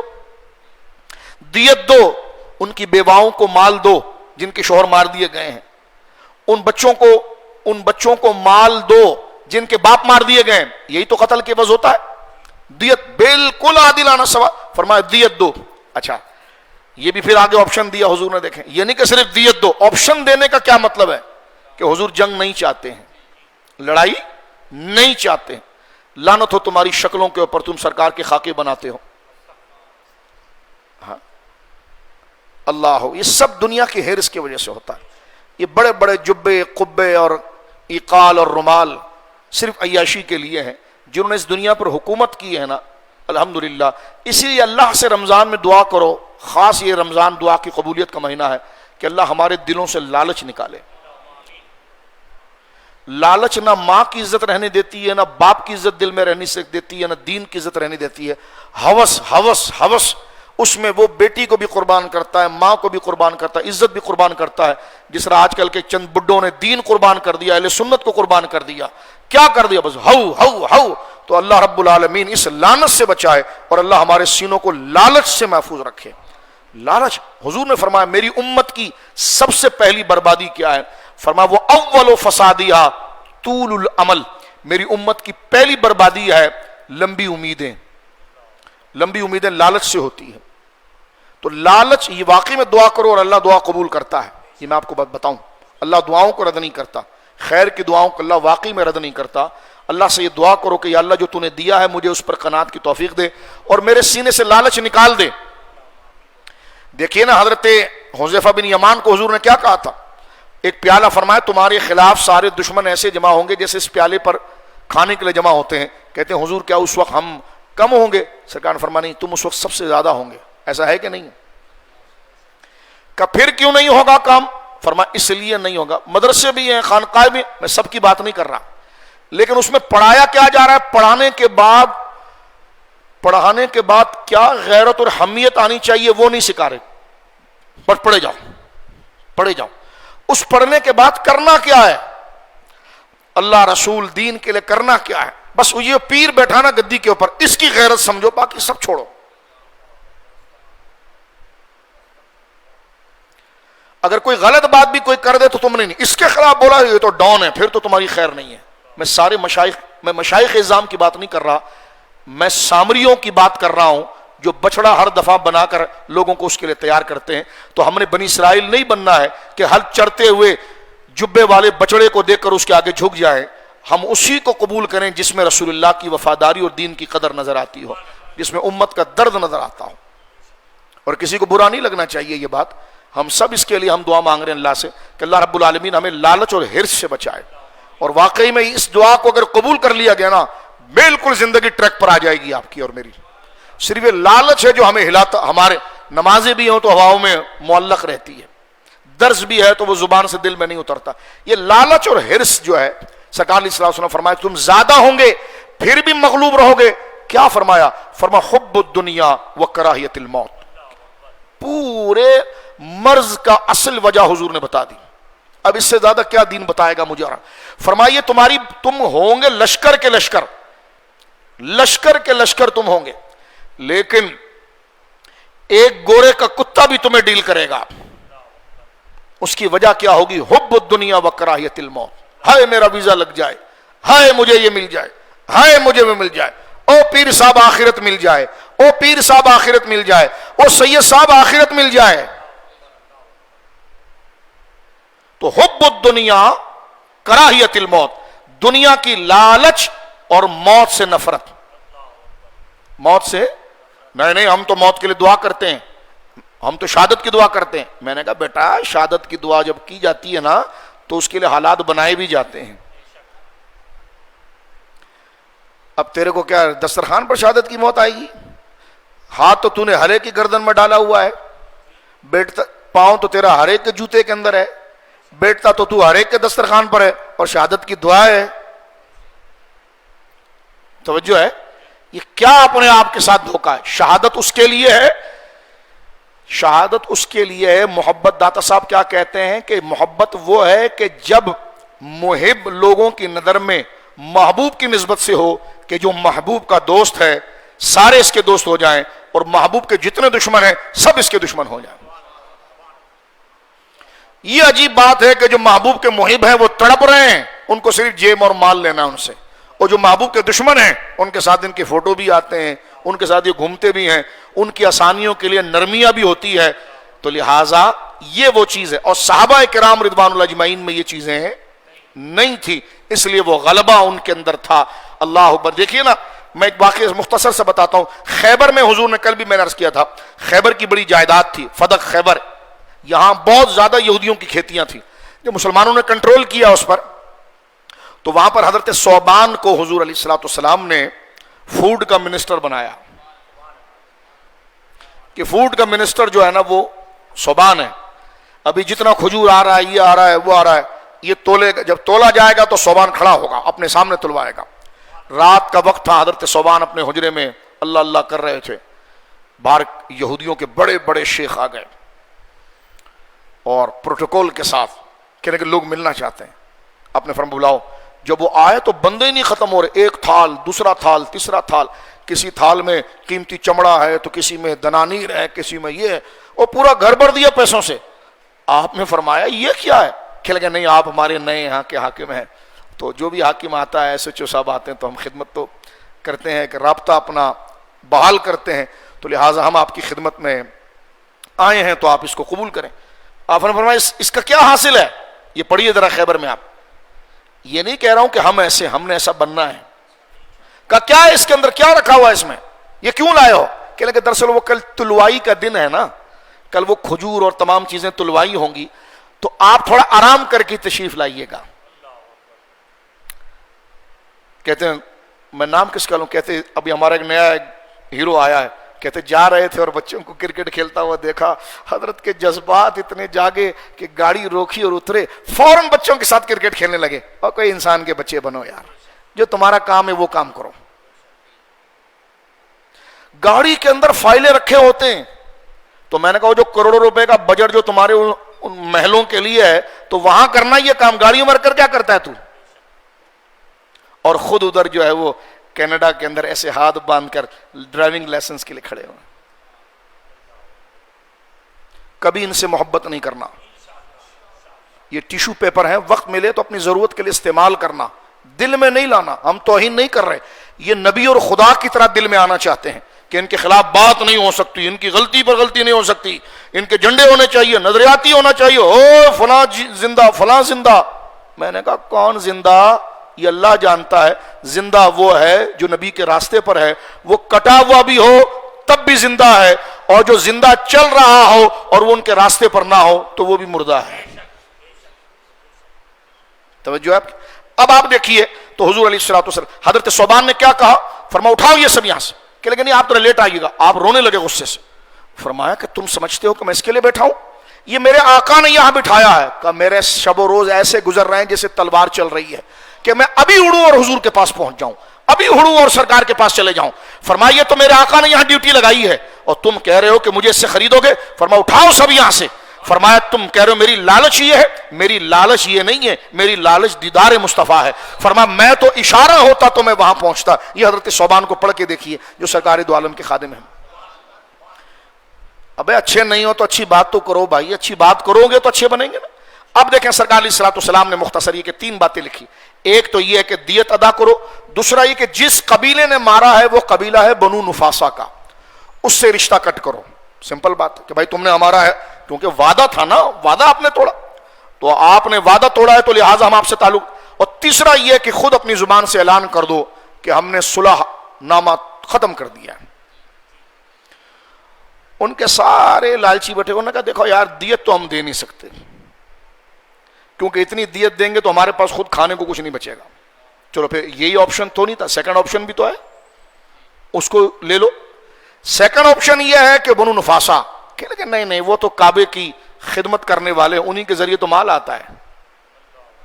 نہیں سمجھا میری بات, جو بھی آ رہا ہے تو گلے میں چادر ڈال رہے ہیں, آئیے او بھائی صاحب مزار کا عقیدہ لائیے. بنو نفاسا سے سمجھ میں آ رہا ہے آپ کو کہ لیکن نہیں بنو نفاسا سے بھی نہیں بگاڑ سکتے. ارے بندے مارے انہوں نے کہ لیکن نہیں وہ تو حرم کی خدمت کرتے ہیں نا, تو حرم کی خدمت نہیں, خدمت ان کی ہوتی تھی, ان کے گھر چلتے تھے. تیسرا انہوں نے کہا جاؤ جو کرنا, کیونکہ انہوں نے غزوہ موتا کا حال دیکھ لیا تھا, کیونکہ حضور کی سیرت ہر دور میں اپلائی کرتی ہے, میں آپ کو بتا رہا ہوں, اس لیے ہم اس کو. تیسری یہ کہ انہوں نے کہا ٹھیک ہے جاؤ ہم نے صلح نامہ جو تھا نا وہ توڑ دیا, جاؤ عہد توڑ دیا. وہ غزوہ موتا سے ان کو اندازہ نہیں تھا کہ وہ غلط فیصلہ کیا کر رہے ہیں. جب حضور کے پاس فیصلہ پہنچ گیا بس اتمام حجت ہو گئی. اب حضور نے فرمایا کہ اب کام کیا ہوتا ہے. سرکار دو عالم صلی اللہ علیہ وسلم نے سب کو تیار کیا اور 12,000 کے قریب, 10,000 سے زیادہ 12,000 کے قریب لوگ تیار ہوئے. یہاں جناب ابو سفیان جنہوں نے کلمہ نہیں پڑھا تھا, ان کو جب پتا چلا انہوں نے کہا او نادانو تم نے کیا کیا, اور کہنے کا بھاگو یار وہاں تو لشکر تیار ہو گیا ہے, ہمیں کیا پتا تھا, ہم تو سمجھ رہے تھے مسلمان کمزور ہیں, یہ تو 12,000 کا لشکر انہوں نے تیار کر لیا ہے, وہ آگے تو ہمارا حال کیا ہوگا. اللہ اکبر. اب جناب ابو سفیان بھاگے حضور کو راضی کرنے کے لیے, لیکن حضور فیصلہ کر چکے تھے اور اس مسئلے کو لاک کر دیا تھا, ختم. قرآن نے بھی کہا نا مشورہ کرو, فَإِذَا عَزَمْتَ, جب تم جم جاؤ فَتَوَكَّلَ اللَّهُ, جب مشورہ ہو جائے پھر پیچھے نہیں ہٹنا, پھر اللہ پر بھروسہ کر کے چلنا, بغیر مشورے کے کام نہیں کرنا, مشورہ کرو. اس لیے حضور سید عالم مشورہ لیتے, آپ علم کل ہیں اللہ کے فضل سے, مشورہ اس لیے لیتے ہیں تاکہ پتا چلے سو موٹو تیرے باپ کا راج نہیں ہے, پہلے گراؤنڈ ریالٹی دیکھے گا. جناب مصطفیٰ فیصلہ کرنے سے پہلے لوگوں کو بلا کر مشورہ دیتے ہیں, تیرے باپ کا نظام ہے کہ تو سو موٹو لیتا رہے گا, فلانے کی بلڈنگ گرا دی تو فلانے کا یہ کر دیا, بغیر مشاورت کے, بغیر اس کے حالات کے دیکھے کیسے کام ہو گیا. توجہ ہے آپ کی بات تم پر ہوگی, اس لیے ہم فتح مکہ کرتے ہیں, اس لیے ہم بدر کرتے ہیں, اس لیے تم دلال اسکولوں کی کتابوں سے یہ نکالتے ہو. یہ دیکھیے آپ, نبی پاک صلی اللہ علیہ وسلم جب تیار کیا, ابو سفیان وہاں پہنچ گئے. پہنچنے کے بعد انہوں نے پوری سورس لگائی کہ سرکار دو عالم صلی اللہ علیہ وسلم کو کسی طریقے سے راضی کر لیں, لیکن مشورے کے بعد جب فیصلہ ہو گیا ہے نا پھر اس سے پیچھے نہیں ہٹتے. اب کس کو لے جائیں, حضور کو سامنے جانے کی ہمت نہیں ہے. امام حسن و حسین دروازے کے پاس کھیل رہے تھے, جناب ابو سفیان کی نظر پڑی, دوڑتے ہوئے گئے, امام حسین کو گود میں اٹھایا. سید النساء العالمین سیدہ زہرا پاک حجرے میں تھی. فرمایا میرے بچے کو زمین پر رکھو, اندر اتارو میرے بچے کو. کہ لیکن نہیں نبی سے بہت پیار کرتے ہیں تو میں لے جاؤں گا اور واسطہ. انہوں نے کہا نہیں, تم کسی کو بھی لے جاؤ, جب نبی فیصلہ کر لیں تو ان کے آگے پھر کسی کی حیثیت نہیں ہوتی. فرمایا اتارو میرے بچے کو. سیدہ زہرا نے فرمایا. اب آگے چلیے, انہی کی بیٹی ہماری ماں ہے سیدہ ام حبیبہ رضی اللہ تعالیٰ عنہا. اب بیٹی کا باپ سے کیا رشتہ ہوتا ہے اور باپ سے بیٹی کا کیا رشتہ ہوتا ہے, کتنی نزاکت اور قدر کا یہ رشتہ ہے. اللہ اکبر. یعنی قلب جس سے سینچ جائے اس تصور سے, یہ رشتہ ہوتا ہے. 6 سال سے بیٹی نے باپ کو نہیں دیکھا ہے اور باپ اس آرزو سے آیا ہے. جیسی کمرے کے اندر داخل ہوئے سیدہ ام حبیبہ کے سامنے چمڑے کا ایک بستر رکھا ہوا تھا, جیسی بیٹھنے لگے تو حضرت ام حبیبہ ہماری ماں آگے بڑی, جو ان کی بیٹی ہے, چمڑے کا بستر کھینچ دیا. کہ لگے بیٹی یہ کیا کر رہی ہو؟ فرمایا ابا جان آپ مشرک ہو, نجس ہو, اور یہ رسول اللہ کا بستر ہے, یہ رسول اللہ کا بستر ہے, آپ نجس ہو, آپ ناپاک ہو, یہ رسول اللہ کا بستر ہے. باپ کو غصہ آیا, کہنے لگے تو یہاں پر آ کر اتنی سخت ہو گئی ہے, مجھے اندازہ نہیں تھا کہ تو یہ کرے گی. نیچرل باتیں تو شروع ہوگی نا کہ جب یہ حرکت, تو کہا بیٹی تو نے یہ حرکت کی ہے, تو آگے سے کیا جواب دیا؟ نہیں کہ باپ کی محبت میں آنسو بہاری ہیں, یہ نظام مصطفیٰ ہے, یہ رسول اللہ. فرمایا ابا جان میں تو اس بات پر حیران ہوں کہ آپ جیسا ذہین آدمی اب تک محمد رسول اللہ کی شریعت اور دین کو نہیں سمجھ سکا. آگے سے انہوں نے جواب دیا کہ میں تو آپ پر حیران ہوں, آپ مجھے کیا سمجھا رہے ہیں کہ اللہ کی توحید آپ کو سمجھ میں نہیں آتی. خیر یہ یہاں سے کسی طریقے سے حضور کے قریب جانے کی کوشش کی, لیکن جب ہر طریقے سے باز رہے تو ان کو کہہ دیا کہ چلے جاؤ یہاں سے, اور مکہ چلے جاؤ, اور مکہ والوں کو کہہ لو کہ بھائی اپنی خیر منائیں, چلو یہاں سے. ان کو نکال دیا گیا. اب وہ چلے گئے مکہ. یہاں سے حضور سید عالم صلی اللہ علیہ وسلم نے 10 رمضان مبارک سن 8 ہجری کو بدھ کے دن سرکار دو عالم صلی اللہ علیہ وسلم کا قافلہ روانہ ہوا. مدینہ منورہ سے جب یہ قافلہ نکل رہا ہے, اللہ اکبر, تو جاتے ہوئے دیکھیے کہ عالم کیا ہے, اللہ اکبر, کہ 10 سے 12 ہزار کا لشکر پوری طاقت اور قوت کے ساتھ جناب سید عالم صلی اللہ علیہ وسلم تشریف لے جا رہے ہیں. اور راستے میں دیکھا گیا کہ جناب کہ یہ جو کتا ہے نا, اس کے کچھ بچے وہاں پر, یعنی کتیا نے کچھ بچے دیے ہیں, اور وہ گویا کہ اپنی بچوں کے پاس بیٹھی. حضور سید عالم نے دور سے دیکھا ہے, اور سرکار نے صحابی سے کہا کہ قافلے کو ایک طرف کرو, یعنی ان جانوروں کو نہیں ہٹایا جا رہا ہے, باقاعدہ کہا جا رہا ہے کہ ایک طرف ہو جاؤ, اور ایسا نہ ہو کہ اس قافلے چلتے ہوئے کسی جانور کے پاؤں کے نیچے اس کے بچے آ جائیں, اس کو ایک طرف کرو. یہ نظام مصطفیٰ ہے. جہاد کا بھی اگر حضور نے حکم دیا تو صحابہ کو پابند کیا کہ درختوں کو نہیں کاٹنا, کیونکہ اس سے ہریالی ہے, اس سے زینت ہے. فرمایا عورتوں کو نہیں مارنا, بوڑھوں کو نہیں مارنا, بچوں کو نہیں مارنا, درخت نہیں کاٹنا, پھلدار درخت نہیں کاٹنا, نہروں کو برباد نہیں کرنا. او گورو خدا کی لعنت ہو تم پر, تم جہاں پر گئے تو تم نے پورے علاقے کو بنجر بنایا. کہاں تمہاری لعنت اور دہشت گردی, اور کہاں سرکار کا جہاد کا پورا من پیغام. بولیے سبحان اللہ. سننا پڑے گا. جناب سید عالم صلی اللہ علیہ وسلم تشریف لے جا رہے ہیں. ایکسکیوز تم نے کرنا ہے, مسلمان کیوں ایکسکیوز کرے گا؟ تم کرو, تمہاری پوری قوم کرے ذلیلوں, تم کرو کہ تم نے جو عراق کے اندر کیا ہے, جو تم نے افغانستان کے اندر کیا ہے, جو تم نے یہاں پر وزیرستان کے اندر کیا ہے. بچے پڑھ رہے ہیں, ادھر سے جیٹ آ رہے ہیں, اور انہوں نے بمباری کی. وہ چھوٹے چھوٹے بچے مدرسے میں پڑھ رہے ہیں, سارے بچوں کو مار دیا. آج سے 7 8 9 سال پرانا واقعہ پتا ہے. ہم تو مسلم ہو یا غیر مسلم, انسان ہوتا ہے, کسی کو قتل کرنا جائز نہیں سمجھتے, کسی کو مارنا جائز نہیں سمجھتے. یہ درس ہمارا ہے.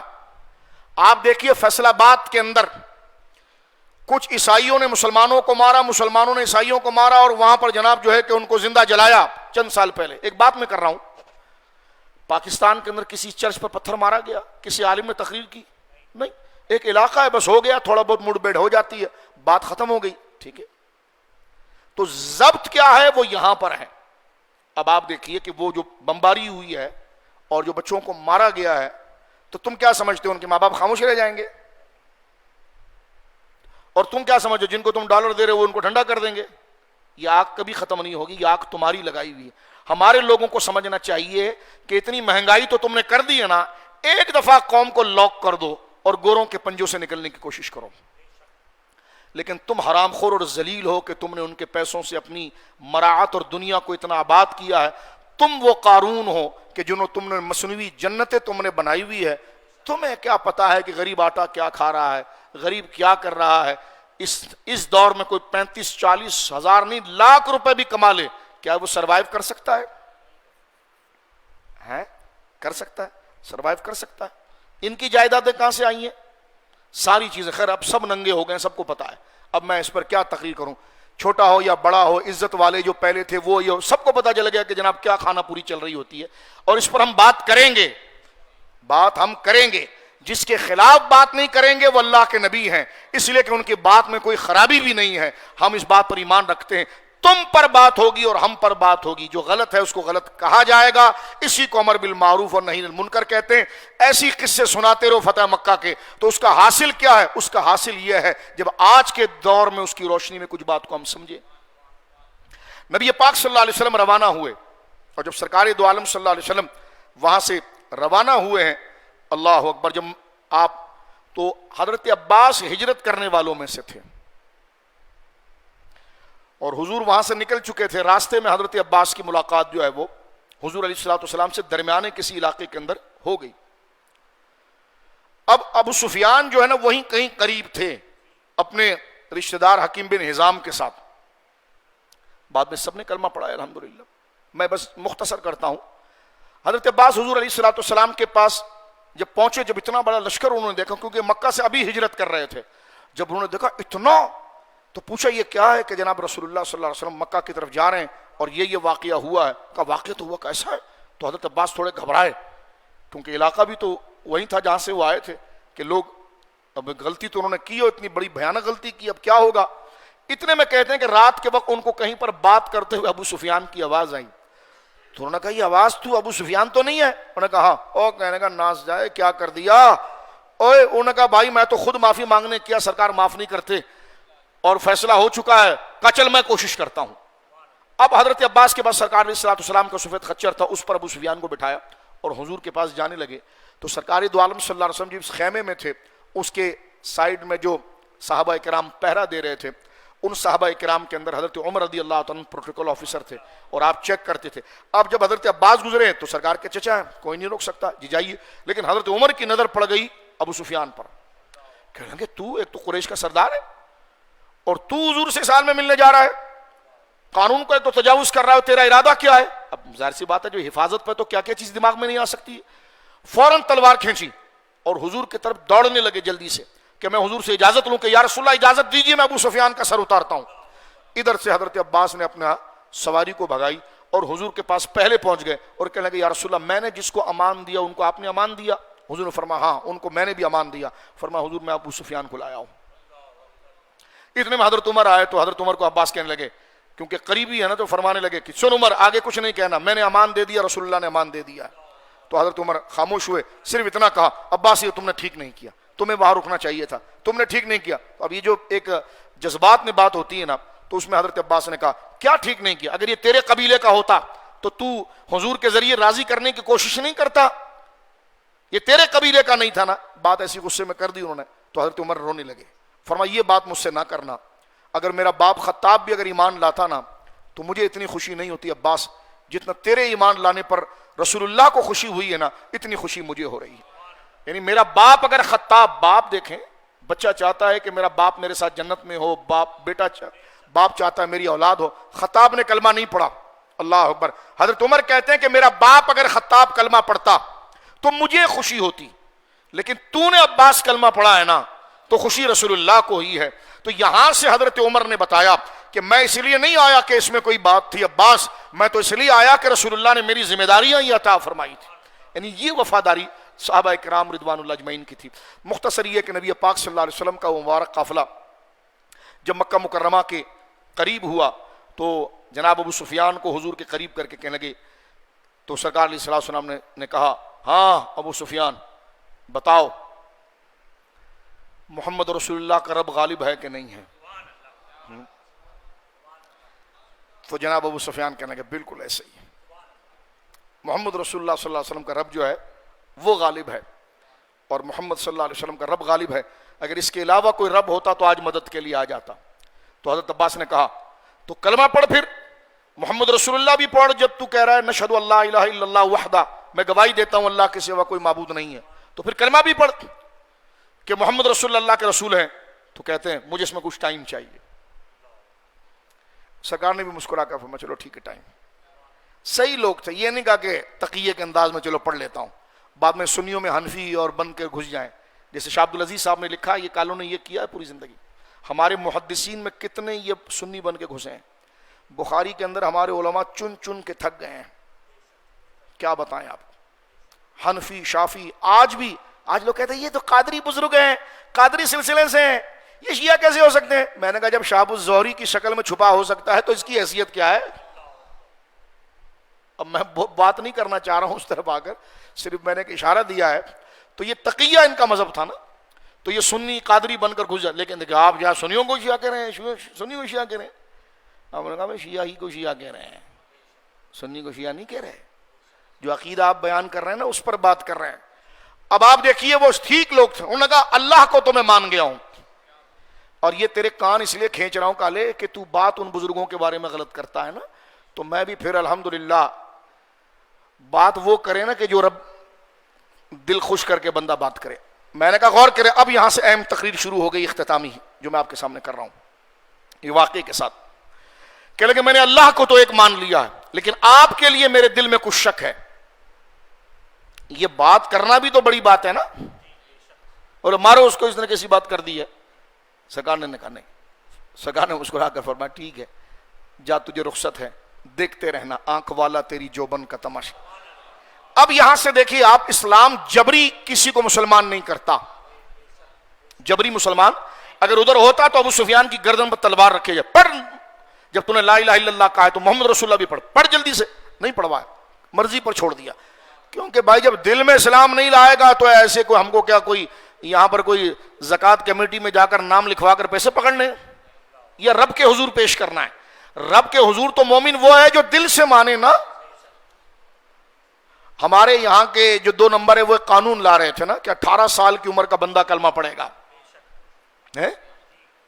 ہم نے کہا کہ اس سے پہلے اگر وہ مسلمان ہونا چاہے، نہیں وہ مسلمان نہیں ہو سکتا. 18 سال کی عمر ہوگی تب کوئی غیر مسلم کلمہ پڑھ سکے گا، اور وہ بھی جائے گا مجسٹریٹ کے سامنے. مجسٹریٹ اس سے پوچھے گا تم کس مذہب سے تھے، وہ کہے گا میں ہندو تھا، سکھ تھا، جو بھی تھا. تو اسی مذہب کے بڑے ان کے گویا کہ مذہبی رہنما کو بلایا جائے گا. وہ اسے پوچھے گا کہ تمہیں کیا شک گزرا ہے، کیوں تمہیں ہمارا مذہب برا لگا ہے. وہ اس کے ساتھ ڈیبیٹ کرے گا، معاملہ کرے گا، پھر وہ کلمہ پڑھے گا تو پھر وہ مسلمان ہوگا.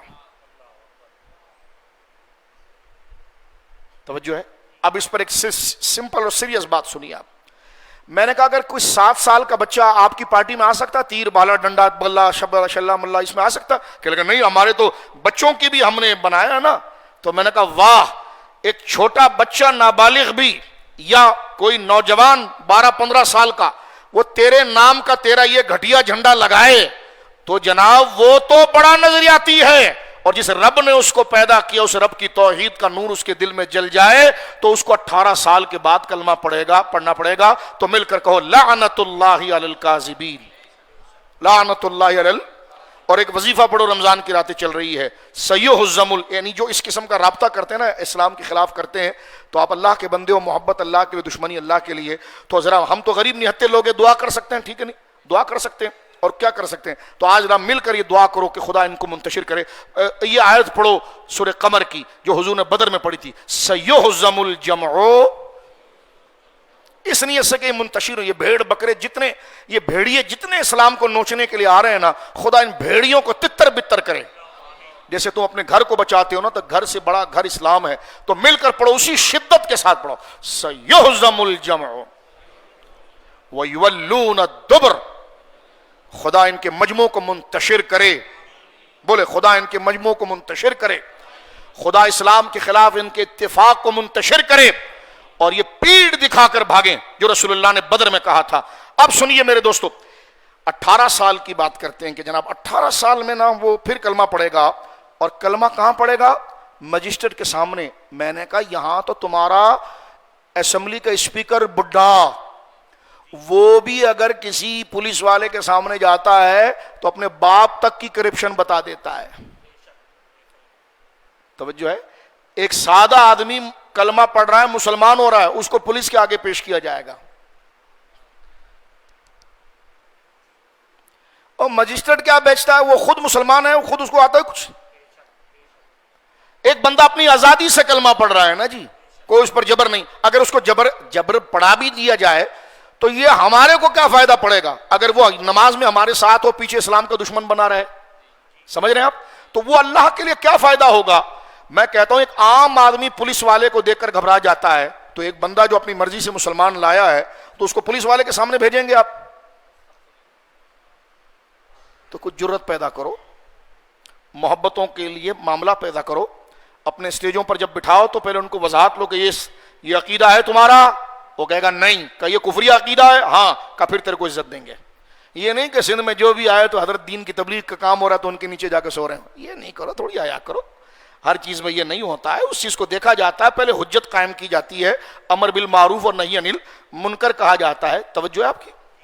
ہم کسی کے خلاف نہیں بولتے، یہ باتیں ٹی وی پر نہیں بولتے، پہلے بولنا سیکھو، یہ باتیں نہیں بولتے، اور آپ معصوم بھی نہیں، آپ پر بات ہو سکتی ہے، بات ذرا طریقے سے کیا کرو، جو بولنے کے انداز ہوتے ہیں اس کے طریقے سے بات کیا کرو، یہ بات کوئی دوسرا کہے تو جناب اس پر تو سارے معاملات ہوتے ہیں، تو ذرا طریقے سے بات کیا کرو، الفاظ چنا کرو کہ الفاظ کس طریقے سے بولے جاتے ہیں اور کس بات پر بولے جاتے ہیں، توجہ کے ساتھ۔ اگر ایک بھی جملے سے اگر دین کے گرنے اور ضروری مسائل کے اوپر ہلکا ہونا لازم آتا ہوگا تو آپ سے پوچھا جائے گا۔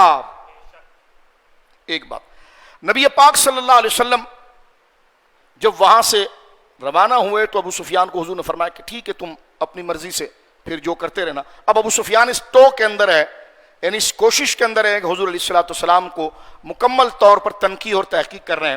اب مکے کے مختصر یہ کہ جب جیسی مکے میں لشکر پہنچا ہے تو جناب سید عالم صلی اللہ علیہ وسلم کا ورود ہوا تو ان کے ساری کا عالم یہ تھا، سر پہ کالا امامہ شریف ہے، 10,000 سے 12,000 کا لشکر لے کر حضور آئے ہیں، سر مبارک آپ کا کجاوے پر لگ رہا ہے، سر مبارک آپ کا گویا کہ جھکا ہوا ہے، اور حضور علیہ السلام کے قلب منیر پر آیت اتر رہی، انا فتحنا لک فتحا مبینا، حبیب ہم نے آپ کو فتح مبین عطا فرما دی، اس انکساری کے ساتھ۔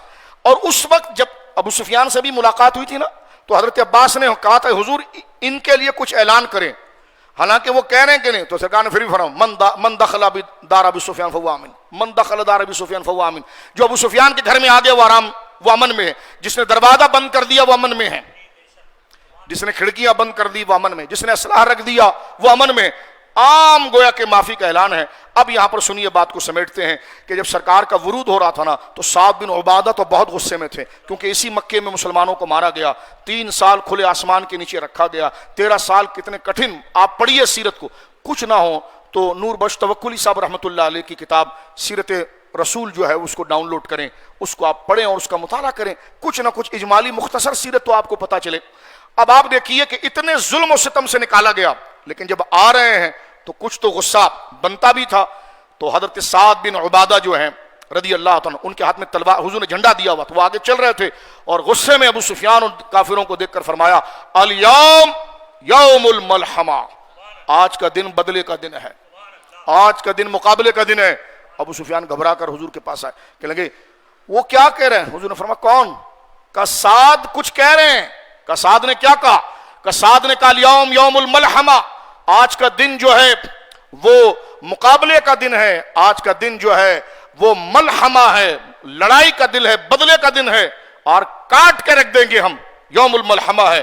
تو سرکار سے کہنے گے وہ تو یہ کہہ رہے ہیں، تو سرکار علیہ السلام نے اپنے مبارک سر کو اٹھا کر فرمایا کذب سعد یا ابا سفیان، سعد نے غلط بات کر دی، سعد کو یہ نہیں کہنا چاہیے تھا، اتنا تو بنتا تھا نا یار، اتنا مارا ہے آپ نے، سب کچھ کیا ہے، اتنا جملہ اگر دھمکی کے طور پر بھی کوئی قید ہے یوم الملحمہ، کون سا کسی کو مار رہے ہیں، لیکن جذبات میں نکل گیا منہ سے جملہ الیوم یوم الملحمہ، اور دیکھو گرو یہ ہوتا نظام، بولو سبحان اللہ، الیوم یوم الملحمہ، آج کا دن جو ہے وہ بدلے کا دن ہے، آج کا دن جو ہے وہ بدلے کا دن ہے، آج تم سے مقابلے کا دن ہے۔ سرکار نے اس جملے کو حالانکہ اپنے غلام نے بات کے ساتھ، ابو سفیان کہہ رہے ہیں کہ یہ تو سعد نے یہ بات کی ہے، سرکار نے فرمایا کذب سعد یا ابا سفیان، ابو سفیان سعد نے غلط بات کی ہے، یہ اس کو نہیں کہنا چاہیے، الیوم یوم المرحمہ، الیوم یوم المرحمہ، آج کا دن رحمت کا دن ہے۔ اور یہ حضور کا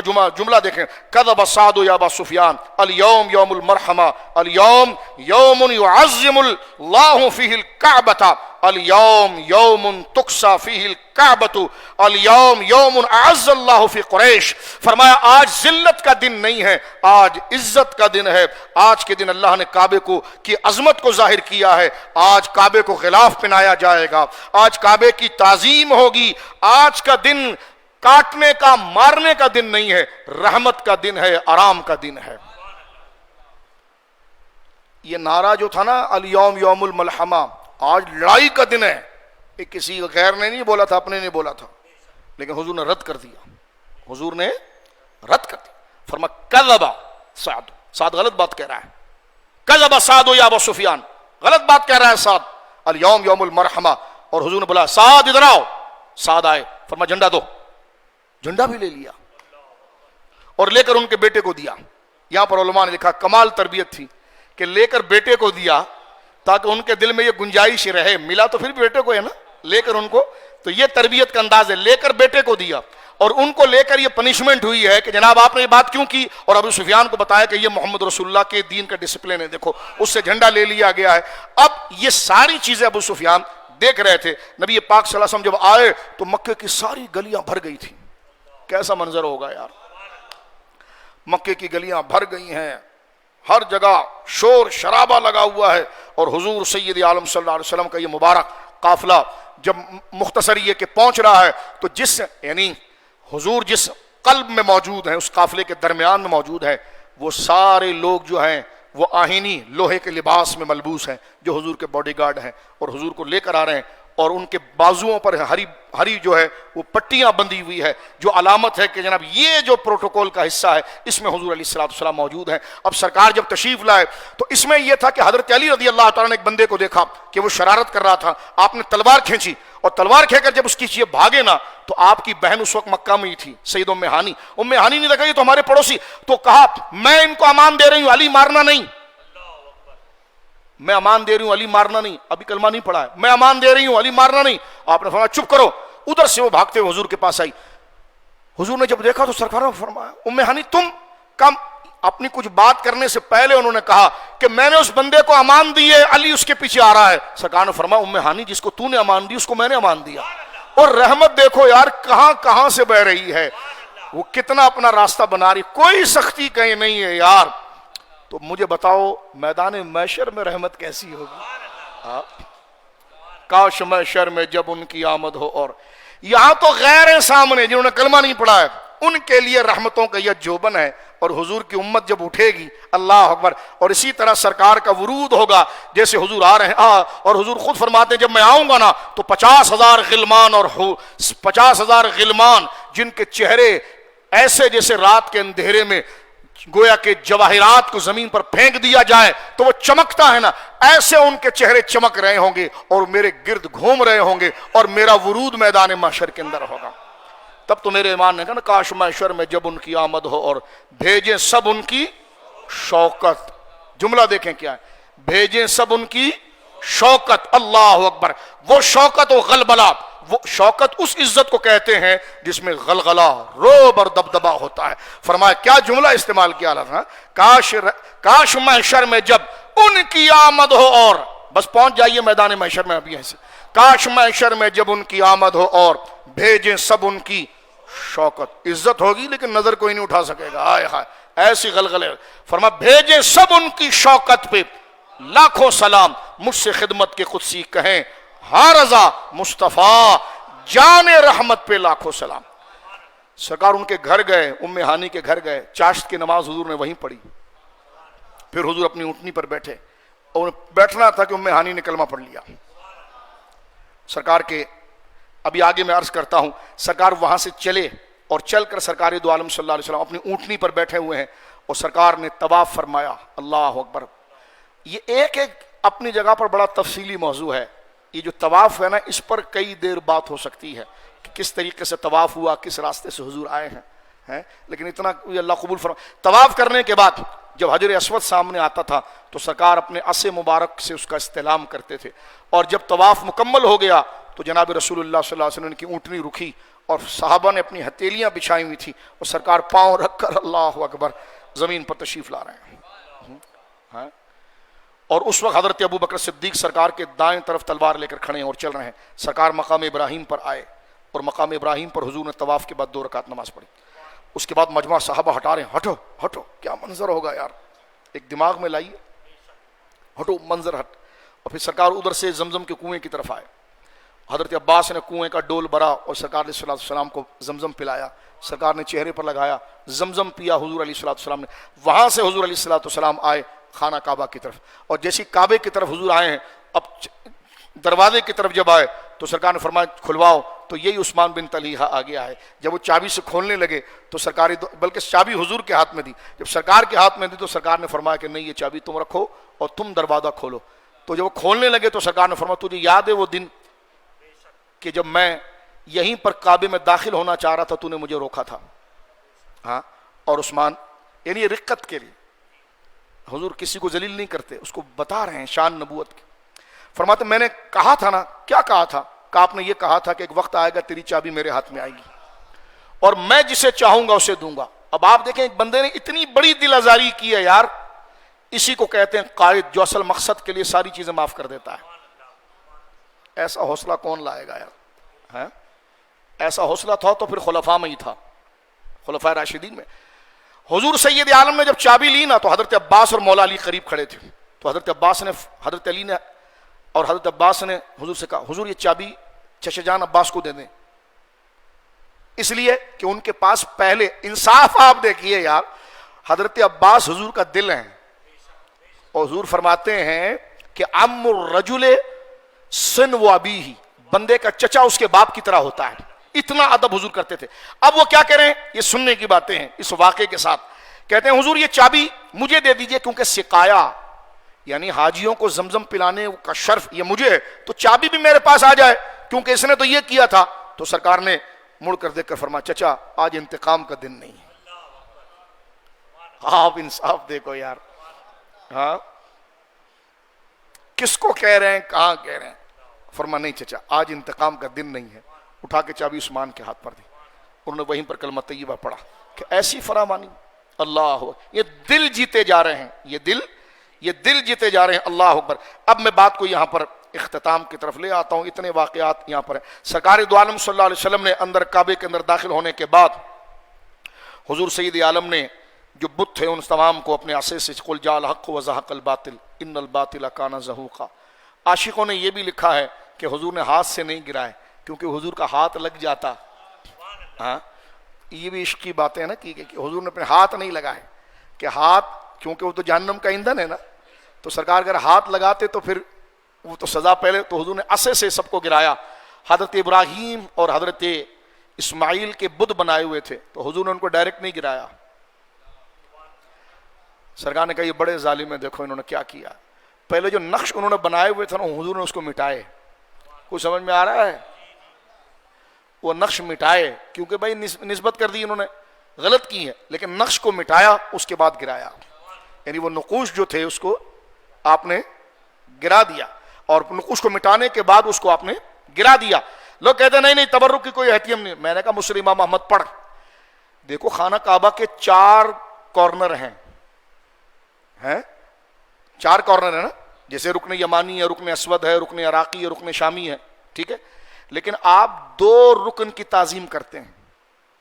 ایک حجر اسود کی تعظیم کرتے ہیں کہ اس کے پیچھے یعنی حجر اسود کی طرف جب آ رہے ہوتے ہیں تو یہ رکن یمانی, اس کی آپ تعظیم کرتے ہیں. رکن شامی اور رکن عراقی کی آپ نہیں کرتے. کیوں نہیں کرتے؟ اس لیے کہ وہ اپنی اصل شکل میں نہیں ہے, کیونکہ ان کی شکل تو آگے جاتی ہے. وہ آگے آ گیا ہے حتیم کعبے کا حصہ ہے, اب یہ آگے جائے. لیکن جو اصل ادھر یہاں پر موجود ہے, اصل یہ 2 جگہیں حضرت ابراہیم کی تھی اور حضور اس کی محبت میں اس کو ہاتھ لگاتے تھے. حضرت ابراہیم کے آثار کی وجہ سے حضور علیہ السلام لگاتے. اب جب سرکار علیہ السلام باہر تشریف لائے تو سب کو جمع کیا. اب دیکھیں کتنی پیاری بات ہے, سبحان اللہ. اللہ رب العالمین ہم تمام کو, ساری امت کو حضور کی یہ پیاری شفاعت نصیب فرمائے. سرکار نے جمع کیا, ہائے ہائے ہائے ہائے ہائے سبحان اللہ. اب دیکھیں یہی میدان محشر میں ہوگا. سرکار نے سب کو جمع کیا جتنے کا, فرما بتاؤ میں تمہارے ساتھ کیا کروں گا. کیا جملہ فرمایا؟ بتاؤ میں تمہارے ساتھ کیا کروں گا اور تم بتاؤ میرے بارے میں. انہوں نے کہا نظن خیرا, ہم تو کہتے ہیں آپ سے تو ہمیں خیر کی امید ہے. کیوں؟ نبی کریم, آپ تو کریم اور مہربان نبی ہیں. وہ اخ کریم, اور مہربان بھائی ہیں. وہ ابن اخ کریم, ہمارے مہربان بھائیوں کی اولاد ہیں آپ. یہ سننا تھا نا. سرکار دو عالم صلی اللہ علیہ وسلم اتنے خوش ہوئے. انہوں نے کہہ دیا کہ آپ کریم ہیں, آپ معاف کرنے والے ہیں, آپ کریم ہیں. فقال رسول اللہ اقول کما قال اخی یوسف. حضور نے فرمایا اچھا تم نے اگر یہ کہا ہے نا تو پھر میں بھی جواب میں وہ کہوں گا جو یوسف نے اپنے بھائیوں کو کہا تھا علیہ الصلوۃ والسلام. کیا کہا تھا؟ لا تثریب علیکم اليوم, آج میں تم سے یہ کہوں گا کہ لا تثریب علیکم اليوم, آج تمہاری کوئی گرفت نہیں ہے. یغفر اللہ لکم, اللہ تمہیں بخش دے. وہ ارحم الراحمین, اور وہ بخشنے والا ہے. وہ ارحم الراحمین, سب سے زیادہ رحم کرنے والا ہے. اذهبوا, جاؤ. وانتم طلقاء, جاؤ میں نے تم سب کو آزاد کر دیا, سب کو میں نے معاف کر دیا. اب یہ حضور نے بڑا مبارک جملہ ارشاد فرمایا. اب کہیں سے تو کچھ ملا نہیں، اب وہ ہڈی پکڑ کر آ گئے، کہنے لگے یہ طلقاء صحابی ہیں، اور طلقاء کو صحابی نہیں کہا جا سکتا، ٹھیک ہے؟ وہ غیروں کو چھوڑیں، آپ اندر کا بندہ ہے، اندر کا، اور آپ کے بڑے بڑے پیر ان کو سپورٹ کرتے ہیں، بڑے بڑے شیخ الاسلام نام نہاد اپنی یونیورسٹیوں میں اس کو چانسلر بناتے ہیں، وہ ملعون نے پوری کتاب لکھی ہے کہ طلقاء صحابی نہیں ہوتے ہیں، یعنی جنہوں نے مکہ میں فتح مکہ میں اسلام لایا وہ کوئی صحابی نہیں ہے، یعنی پہنچنا ان منحوسوں کو حضرت ابوبکر تک ہے لیکن وہاں پہنچ نہیں سکتے، تو یہ نیچے سے عمارت کو ہلاتے ہیں کہ یہ صحابی نہیں ہے، سمجھ میں؟ انتم طلقاء۔ میں نے کہا پھر ہمت کر حضرت عقیل کا نام لے، کیونکہ حضرت عقیل ابن ابی طالب حضرت علی کے سگے بھائی، وہ اسی وقت ایمان لا رہے ہیں، وہ طلقاء میں سے ہیں۔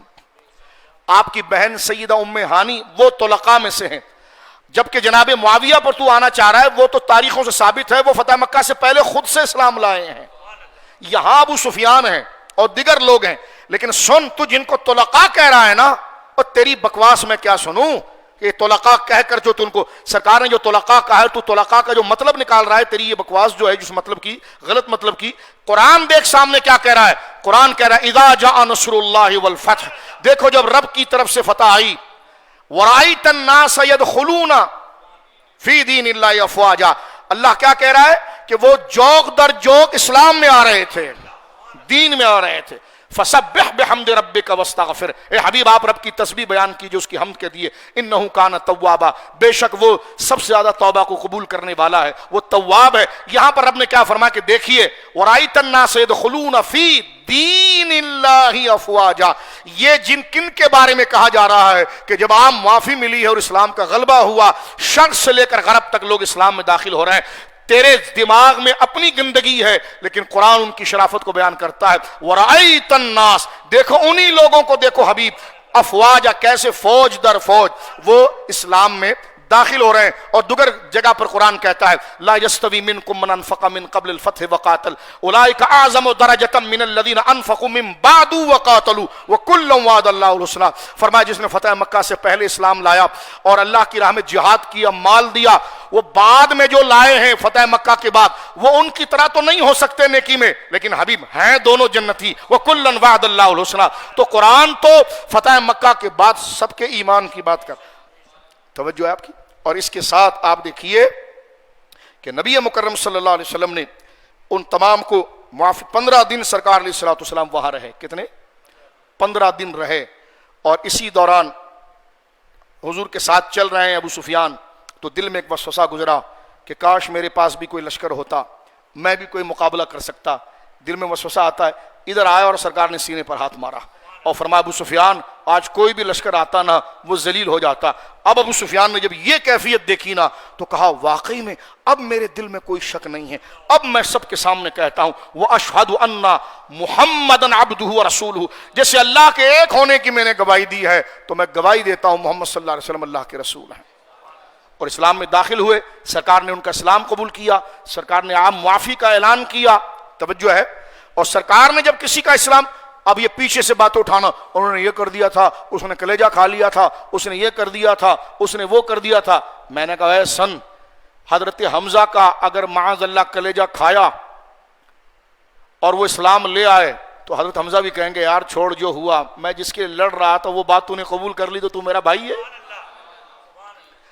یہ تم ہو ٹٹو قسم کے لوگ جو ہو بزرگوں کی اولاد لیکن ہو تم ٹٹو، تمہارے ذہن ہے، تم روٹی دانتوں سے کھینچتے ہو۔ یہ سید الشہداء ہے، وہ جان انہوں نے نام کے لیے نہیں دی تھی، ہاشمیت کے نام پر جان نہیں دی تھی، جان محمد رسول اللہ کے نام پر دی تھی، نسب کے لیے نہیں دی تھی، دین کے لیے دی تھی، اور اس لیے وہ نسب پھر عظمت والا ہے آپ کا، کیونکہ آپ صاحب نسب ہیں تو ایمان والے ہیں۔ آپ کے سامنے اگر وحشی آ جائے قیامت کے دن اور وہ سر جھکا کر کہے تو میں کہتا ہوں حضرت حمزہ اللہ اکبر، جہاں اپنا سارا خاندان اسلام کے لیے چھوڑتے ہیں تو حبشی کو کیوں چھوڑیں گے جب حبشی اسی نظام پر آ گیا ہے جس نظام کے لیے اپنے خاندان کو چھوڑا تھا۔ تو حضرت حمزہ سینے سے لگائیں گے اور یہ کہیں گے چھوڑ حبشی، جو تو نے کیا کیا یار رہنے دے، لیکن جب تو نے میرے محبوب کے آگے سر جھکا دیا ہے تو پھر سب معاف ہے، جب تو نے آقا کو قبول کر لیا ہے تو پھر چل کیا دشمنی ہے، پھر دوستی دوستی ہے۔ جس طرح تمہارے جرگے کے اندر تمہارے مشن پر اگر کوئی آتا ہے، کل تک تم جس کو یہودی کہتے تھے، کافر کہتے تھے، جوتے کا تسمہ باندھنے والا کہتے تھے، جہنمی کہتے تھے، رافضی کہتے تھے. اب ایک مشن میں وہ تم لوگوں کے ساتھ مل گیا ہے تو کیسے ایک دوسرے کے ساتھ ہم نوالا ہم پیالہ ہو رہے ہو اپنی غرض کے لیے. تو یہ سمجھ لو کہ جب مشن ایک ہو جاتا ہے نا تو دشمنیاں ختم ہو جاتی ہے. تمہارا تو مشن بھی ناپاک ہے، چھوڑو اس بات کو. یہاں تو مشن ہی نیک ہے اور وہ مشن ہے دین اور اسلام کا. بولیے سبحان اللہ. تو فرمایا کہ انتم طلقاء، کہ تمہیں آزادی ہے، آزاد کر دیا. اور فرمایا یغفر اللہ لکم، اللہ رب العالمین تمہاری مغفرت فرمائے. اللہ رب العالمین تمہارا اپنا کام دیکھو کیا ہے. پڑھا مدرسوں میں تو 5 سال تم یہاں لوٹے بنے ہوئے ہوتے ہو، 10 سال ادھر لوٹے بنے ہوتے ہو. بڑھاپے میں ایسی کچھ کر نہیں سکتے تو چادر ڈال کر پیر بن جاتے ہو، کیونکہ ہل جل تو کچھ ہو نہیں سکتی نا. لیکن جب جوش تھا اس وقت اپنے آپ کو بیچتے تھے، جب جوش تھا اس وقت اپنے آپ کو بیچتے تھے. حضرت سفیان کو آپ دیکھیے، ابو سفیان کو جب ایمان لایا تو پورا پہرا دیا. اللہ کی راہ میں ان کی جنگ یرموک میں آگ بھی گئی. فاروق اعظم کے ساتھ کھڑے ہو کر ملک کے شام میں انہوں نے جہاد بھی کیا. امت نے ان کے اسلام کو قبول بھی کیا. ہم جو بات کر رہے ہیں نا اس لیے کہ کسی صحابی کی توہین نہ ہو، وہ ایمان لائے ہوئے ہیں اس لیے ہم بات کر رہے ہیں. ان کو ہم ان سے پہلے جو ایمان لائے ہیں ان کا مد مقابل تو کوئی پاگل ہی سمجھے گا، کوئی ان کو ان کے مد مقابل نہیں سمجھتا. قرآن کہتا ہے. لیکن ہم یہ کہہ رہے ہیں جب وہ اسلام لا چکے ہیں تو تم مس گائیڈ کیوں کرتے ہو؟ حضرت علی سے بڑا بنا دے. ارے بھائی یہاں پر حضرت علی کی بات کہاں ہو رہی ہے؟ ہم تو یہ کہہ رہے ہیں کہ وہ اسلام لائے، ان کا اسلام دین نے قبول کیا ہے، ان کو گالیاں نہ دو، ان کے خلاف بات نہ کرو. رہا مولا علی، وہ تو وہ قدیم مہاجرین میں سے ہیں، ان کے برابر کون ہو سکتا ہے؟ بات سمجھ رہے؟ 15 دن رسول اللہ رہے مکہ مکرمہ کے اندر. اور اسی دوران جب سرکار طواف کر رہے تھے نا، طواف سے فارغ ہوئے تو دور جو ہے وہ 2 بندے ابھی اسلام نہیں لائے تھے. ان میں سے ایک وہ دور جو ہے وہ بیٹھے ہوئے ہیں اور ابھی تک انہوں نے اسلام کو قبول نہیں کیا ہے. اور وہ جناب سید عالم صلی اللہ علیہ وسلم، کیونکہ ہوا یہ کہ حضور علیہ الصلوۃ والسلام نے جو ہے وہ حضرت بلال کو خانہ کعبہ کی چھت پر چڑھا دیا. حضرت بلال کو خانہ کعبہ کی چھت پر چڑھایا. یہ زور توڑنے کے لیے کہ برادریاں کچھ بھی نہیں ہوتی ہے، دین پہلے ہوتا ہے. بولو صبح ہم دین، اس میں دین ہے. اے قریش تم ہو تو بڑے خاندان کے لیکن تم میں ایمان نہیں ہے. بلال بڑے خاندان کا نہیں ہے لیکن ایمان ہے تو خانہ کعبہ پر یہ چڑھے گا. اور تم اس کی جوتی قریش ہونے کے باوجود تم بلال کی جوتی کے برابر نہیں ہو سکتے. اگر تم بلال کے برابر ہونا چاہتے ہو نا تو اعلیٰ خاندان اگر ہے تو پھر خدا کی توحید اور نبی کی رسالت کو قبول کرو. یہ گھمنڈ کو کوئی عربی کو اجمی پر فضیلت نہیں، نہ اجمی کو عربی پر فضیلت ہے، فضیلت تقوی پر ہے. حضرت بلال کو جب چڑھایا اس پر تو دور جناب جو ہے وہ 2 بندے بیٹھے ہوئے ہیں جس میں جناب خاص طور پر حارث بن ہشام حرم کے صحن میں اور عتاب بن اسید. کہتے یار یہ دیکھو یہ کیا ہو رہا ہے. اور بڑا سخت جملہ حضرت بلال کے لیے کہا ان کی رنگت کے بارے میں. اب یہ دن آ گیا اس کو خانہ کعبہ پر چڑھایا تو سامنے ابو سفیان کھڑے ہوئے تھے. ابو سفیان کہا چپ کرو یہ باتیں نہیں کرو. وہ کہنے لگا کون سن رہا ہے؟ انہوں نے کہا لا اقول شیئا لو تکلمت لاخبرت عنی هذه الحصى. ابے یہ جو کنکریاں ہیں نا، کہاں ہاں تو بہت ہیں، کہ یہی رسول کو بتا دے گی تم کیا بات کر رہے تھے. ادھر سے سرکار لوٹے ہیں، بات ختم ہو رہی ہے. دل کے چراغ روشن کرو، تو شم رسالت ہے عالم تیرا پروان. حضور وہیں سے تشریف لائے اور آ کر عتاب بن اسید کے سامنے کھڑے گئے. ہاں کیا کہہ رہے تھے؟ انہوں نے کہا کچھ نہیں کہنے کہ بلال کو اللہ نے عزت دی ہے. کہا آپ کو کس نے بتایا ہم بات کر رہے تھے؟ فرمایا جس نے نبی بنا کر بھیجا ہے. ہاتھ آگے کیا، کلمہ طیبہ پڑھ لیا، اسلام کو قبول کیا. دیکھو میرے دوستو، آئے ہائے لوگ برسوں میں بندہ نہیں تیار کر سکتے ہیں. صابر بھائی 15 دن گزرے. کتنے؟ 15 دن میں عتاب بن اسید کو اس منزل پر حضور نے پہنچایا. میں نے اس سے پہلے حدیث پڑھی تھی اپنے اور آپ کے لیے. ابی بن کعب کو ایک سینے پر ہاتھ مارا تو کہتے ہیں ویسے ہیں جیسے میں اللہ کو دیکھ رہا ہوں. ہاں ایسے ہے جیسے میں اللہ کو دیکھ رہا ہوں. یعنی آپ دیکھیے احسان کی اس منزل پر پہنچا دیا.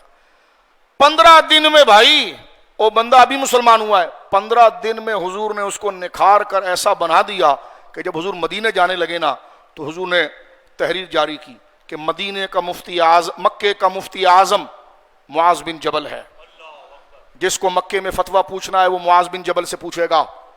قرآن، مدرسے، ساری تعلیم یہ میرا نائب ہے یہاں. آئے ہائے بولو سبحان اللہ. معاذ بن جبل معلم ہے یہاں کا، مفتی اعظم ہے یہاں کا، وہ ہماری شریعت کیا ہے وہ بتائے گا۔ اور پھر عتاب بن اسید کی طرف دیکھا، فرما سیاسی معاملات کے لیے مکے کا گورنر عتاب بن اسید ہے۔ 15 دن میں اتنا کمال کر دیا کہ وہ مکہ جو قدیماً شرک کا گہوارہ تھا، جس بندے کو والی بنا کر جا رہے ہیں وہ 15 دن پہلے اسلام لایا ہے، لیکن صحبت مصطفیٰ نے وہ کمال لایا کہ 15 دن کے اندر وہ مقام پر پہنچ گیا کہ دنیا کے بڑے بڑے حکمران ایک طرف ہیں اور صرف حضرت سیدنا عتاب بن اسید کی ذہانت ایک طرف ہے۔ حضور نے ان کو مکہ حوالے کیا اور مدینہ منورہ کی طرف سرکار نہ۔ اللہ رب العالمین جل وعلا فتح مکہ کی برکات سے اور اس مبارک یادوں سے ہم تمام کو متمتع فرمائے۔ مولا کریم اس محفل کو ہمارے لیے ذریعہ نجات بنا، ہماری مغفرت فرما، اللہم صلی علی محمد۔ فتح مکہ کے صدقے مولا کریم اس پوری امت پر آسانی فرما دے، مسلمان جہاں جہاں پر ہیں مولا کریم آسانی فرما دے۔ ہم مسلمان ہیں، ہم اسلام والے ہیں، آپ تو بھائی لکیر کے فقیر ہو۔ ہاں ہم لکیر کے فقیر ہیں، جو شریعت کی لکیر ہے، جو اسلام کی لکیر ہے، بس وہی ہے۔ اب کوئی یہی براڈ مائنڈ ہونے کی دلیل ہے، اس کے علاوہ کوئی روشن خیالی نہیں ہے۔ یہی روشن خیالی جو اسلام کا راستہ ہے، بس یہی۔ کسی سیاست کو بھی سوچنا ہے تو اسلام کی نظر سے، معیشت کو بھی سوچنا ہے تو اسلام کی نظر سے، قانون کو بھی سوچنا ہے تو اسلام کی نظر سے، لیڈر کو بھی سوچنا ہے تو اسلام کی نظر سے، ووٹ بھی اگر دیکھنا ہے تو اسلام کی نظر سے۔ توجہ ہے، کہتے ہیں یہ مذہبی جماعتیں ہیں۔ میں نے کہا اچھا تم وہ جماعتیں ہیں جو یہاں ٹرانسجینڈر کا قانون لا رہی تھی؟ واہ واہ، تمہاری تہذیب کیا ہے کہ جس میں جناب جو ہے وہ بے حیائیاں عام ہو جائیں۔ اور بھائی بے حیائیاں تو یہ تو حیا تو انسان کا ایک فطرتی جوہر ہے، تو تم ہمیں تانا دیتے ہو یہ مذہبی، تو اس کے مقابلے میں تم کیا وہ نظام لانا چاہتے ہو کہ جو وہاں کتا بلی اور بھیڑوں کا ہے؟ کہتے وہ تو تمہارے پاکستان میں بھی ہوتا ہے۔ میں نے کہا وہ تمہارے بھیڑیے دلال خبیث ہم پر مسلط ہوئے ہیں لالچ اور ہرس کے لیے۔ میں کہتا ہوں ریفرینڈم کراؤ پاکستان میں، اور امن والا ریفرینڈم، یہ نہیں کہ سب گھر میں سو رہے ہو 98% رزلٹ آ جائے۔ ریفرینڈم گورو آؤ، اترو زمین پر، اور پاکستان میں دیکھو یہاں کی عوام نوٹ ڈالر نہیں، اسلام کو چاہتی ہے، امن کو چاہتی ہے، اخلاق کو چاہتی ہے۔ آؤ جوانو یوتھ کی طرف آ جاؤ اور دیکھو، اس لیے کہ جو تمہارا بدترین نظام ہے اس نے انسان کو، پاکستان کو سکون نہیں دیا۔ جو نظام سکون دیتا ہے وہ فتح مکہ کا نظام ہے، جو معافی کا نظام ہے، امن کا نظام ہے، غیر جانبداری کا نظام ہے۔ اللہ رب العالمین تمام مسلمانوں پر اپنا خاص فضل و کرم فرمائے۔ مولا کریم اہل اسلام کے اندر اتفاق و اتحاد عطا فرما، بیماروں کو شفا عطا فرما، جو مسلمان بیمار ہیں ان کو شفا عطا فرما، جو مسلمان فوت ہو گئے ان کی مغفرت فرما، جو مسلمان پریشان ہیں نبی کا کلمہ پڑھنے والے ان کی پریشانیوں کو دور فرما، جو نبی کا کلمہ پڑھنے والے مولا کریم کوئی دنیاوی نعمت ان کے پاس ہے اس کو کمال تک پہنچا اور دوسروں کا خیال رکھنے کی توفیق عطا فرما ہمیں مولا کریم اپنے فضل سے، کیونکہ دین اور اسلام یہی انسانی، اس کے علاوہ کوئی انسان نہیں۔ آپ نے انسانیت کے لیے دعا نہیں کی، میں نے کہا اسلام سے ہٹ کر سب درندگی ہے، کوئی انسانیت نہیں ہے، اسلام ہی انسانیت کا درس دیتا ہے۔ مولا کریم جس مقصد کے لیے ہم پیدا ہوئے ہیں اس مقصد پر پابند رکھ، نمازوں کی پابندی عطا فرما، جھوٹ بولنا، دھوکہ دینا، ریاکاری کرنا، لوگوں کے ساتھ فراڈ کرنا، ماں باپ کی نافرمانی کرنا، بچوں کو مارنا، اور مولا کریم یہ جو گوروں کے دلال ہیں جو عورتوں کے منہ پر تیزاب پھینک دیتے ہیں، عورتوں کی شادیاں قرآن سے کروا دیتے ہیں، عورتوں کے حقوق کو غصب کر دیتے ہیں، مولا کریم ساری بری لعنتوں سے ہم مسلمانوں کو محفوظ فرما۔ اور مولا کریم ہمیں اپنی تیرے حبیب کے کہنے پر، اور الحمدللہ مسلمان کہتے ہیں، اپنی بیٹیوں کے ساتھ، اپنی بہنوں کے ساتھ، اور مولا کریم ہر مسلمان عورت کے ساتھ جو اس کی عزت و توقیر جس درجے میں ہے، جو اس کی حیا، اس کی توقیر، اس کی شرم کے حوالے سے جو مردوں پر ذمہ داری ہیں کہ وہ اپنی نگاہوں کو جھکا کر رکھیں گے، مولا کریم یہ نظام جو تو نے دیا ہے اپنے محبوب کے صدقے مردوں کے لیے، عورتوں کے لیے، تو مولا کریم مسلمان عورتوں کو اور مسلمان مردوں کو، ہم تمام کو مولا کریم اس نظام حیا کی پاسداری کرنے کی توفیق عطا فرما۔ جتنے لوگ ہمارے ساتھ دعاؤں میں شریک ہیں مولا کریم تمام کی دعاؤں کو قبول فرما، ہمارے ماں باپ، ہمارے رشتہ داروں کی مغفرت فرما۔ ربنا تقبل منا انك انت السميع العليم وتب علينا يا مولانا انك انت التواب الرحيم ان الله وملائكته يصلون على النبي يا ايها الذين امنوا صلوا عليه وسلموا تسليما اللهم صل على محمد وبارك وسلم صلاة وسلام عليك يا رسول الله. اعوذ بالله من الشيطان الرجيم. اذا جاء نصر الله والفتح ورأيت الناس يدخلون في دين الله افواجا فسبح بحمد ربك واستغفر انه كان توابا وما ارسلناك الا رحمة للعالمين برحمتك یا ارحم الراحمین. اللہ ہر مصیبت، ہر آزمائش، ہر پریشانی سے محفوظ رکھے اور لالچ اور ہوس اللہ ہمارے دلوں سے نکالے. اس نیت کے ساتھ کلمہ طیبہ اپنے بائیں سینے سے 2 انگلی نیچے یہاں سے آواز نکال کر پڑھیے. لا الہ الا اللہ، لا الہ الا اللہ محمد رسول اللہ.